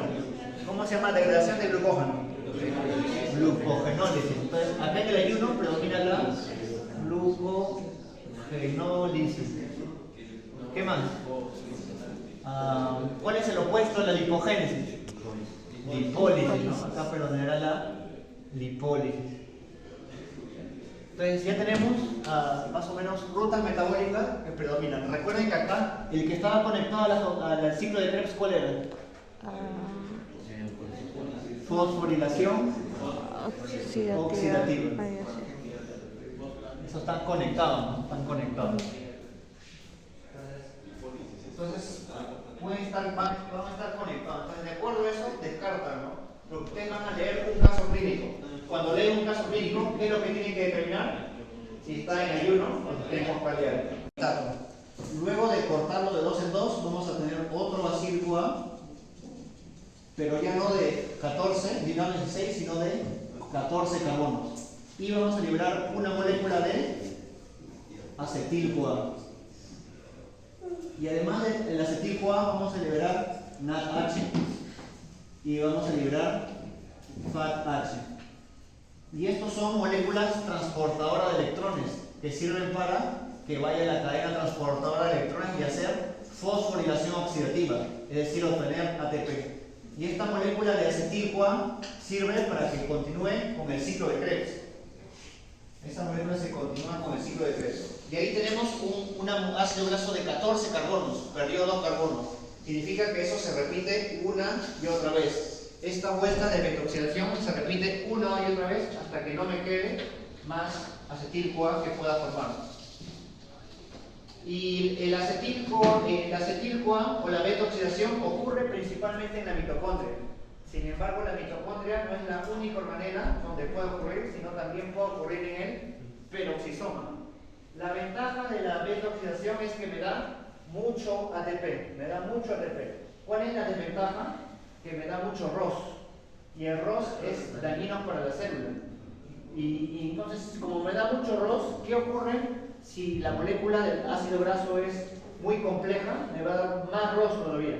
Por lo tanto, si es muy compleja, tengo que destinarlo a que vaya a otro lugar, que se llama peroxisoma. Y el peroxisoma, ¿por qué puede combatir el ROS? Porque tiene elevadas cantidades de catalasa. La catalasa, ¿qué era? Una enzima que combate el ROS, me protege del ROS. Entonces, es por ello que como el peroxisoma tiene mucha catalasa, si el líquido es muy grande o complejo, me conviene que se haga beta oxidación en el peroxisoma y no en la mitocondria, para que pueda controlar el ROS. ¿Y cuánta energía me produce esta beta oxidación? Una molécula de 16 carbonos, como el palmitato, ¿cuántos ATP me da? 130 moléculas de ATP. Una molécula de 16 carbonos me da 130. Una molécula de glucosa por glucólisis, ¿cuánto me da?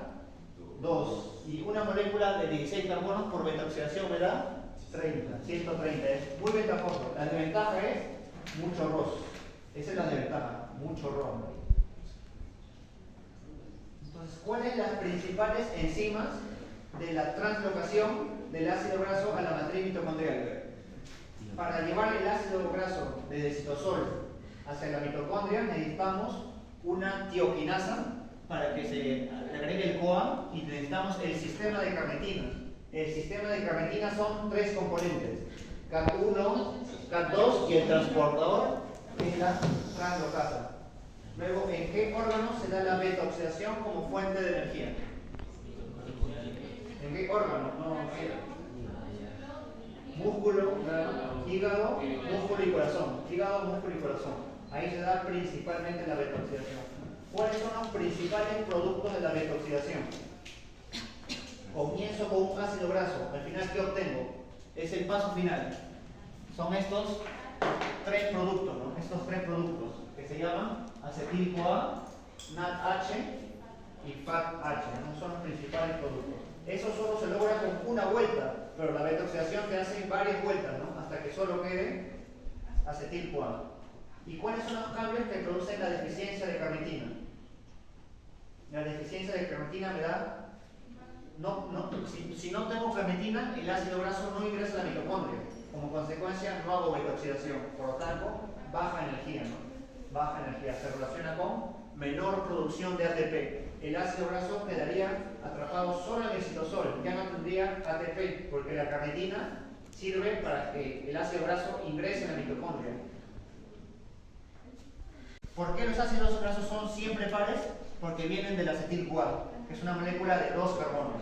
Entonces siempre agregan 2, 2, 2, siempre te da un número par.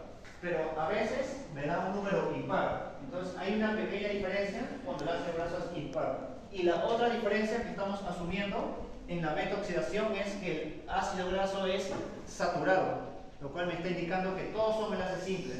¿Qué ocurre si es insaturado? Tiene un enlace doble. Entonces hay que añadir un par de pasos. Significa que hay que requerir reacciones adicionales.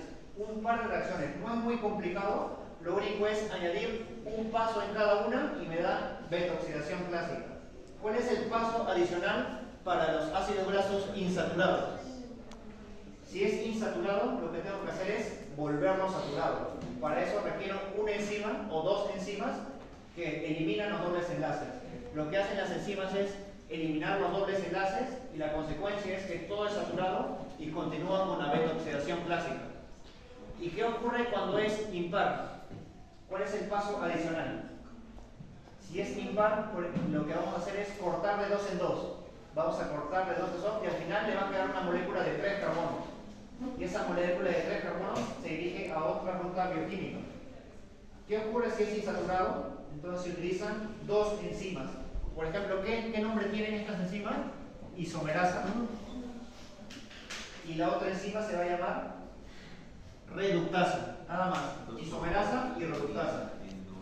¿Cuál es la función de estas isomerasas y reductasas? Eliminar dobles enlaces. Se forman ácidos grasos saturados, porque los eliminé. ¿Por qué enzimas? Isomerasa y reductasa. Y cuando todos son enlaces simples, hago la beta-oxidación clásica, igualito. Como siempre, solo tengo 2 pasos adicionales, que es agregar isomerasa y reductasa. Entonces, la función de esos es eliminar los dobles enlaces. Las isomerasa y la reductasa eliminan los dobles enlaces, lo vuelve saturado. ¿Qué ocurre cuando es impar? Corto de 2 en 2 y al final me queda una molécula de 3 carbonos. La molécula de 3 carbonos se llama propionil-CoA. ¿Y el propionil-CoA a qué se metaboliza? Succinil-CoA. ¿Y el succinil-CoA para qué sirve? Para hacer glucosa, ¿no? para hacer glucosa, porque forma parte del ciclo de Krebs. Y este paso, ¿qué requiere? Vitamina B12. Para formar succinil CoA a partir de protonil CoA, necesito vitamina B12, que también se llama cobalamina. Y de esa manera hago succinil CoA, que como es un intermediario del ciclo de Krebs, es un sustrato glucogénico. Va a ser glucosa ese succinil CoA. Y de esa manera, la última parte sería cómo se forman los cuerpos cetónicos. Los cuerpos cetónicos también solo se forman en ayuno. Ejemplo de cuerpos cetónicos: acetocetato, hidroxibutirato o acetona. Solo se forman cuando hay ayuno, que también es cuando predomina la gluconeogénesis. ¿Quién forma los cuerpos cetónicos? También el hígado. El hígado puede formar cuerpos cetónicos y forma glucosa.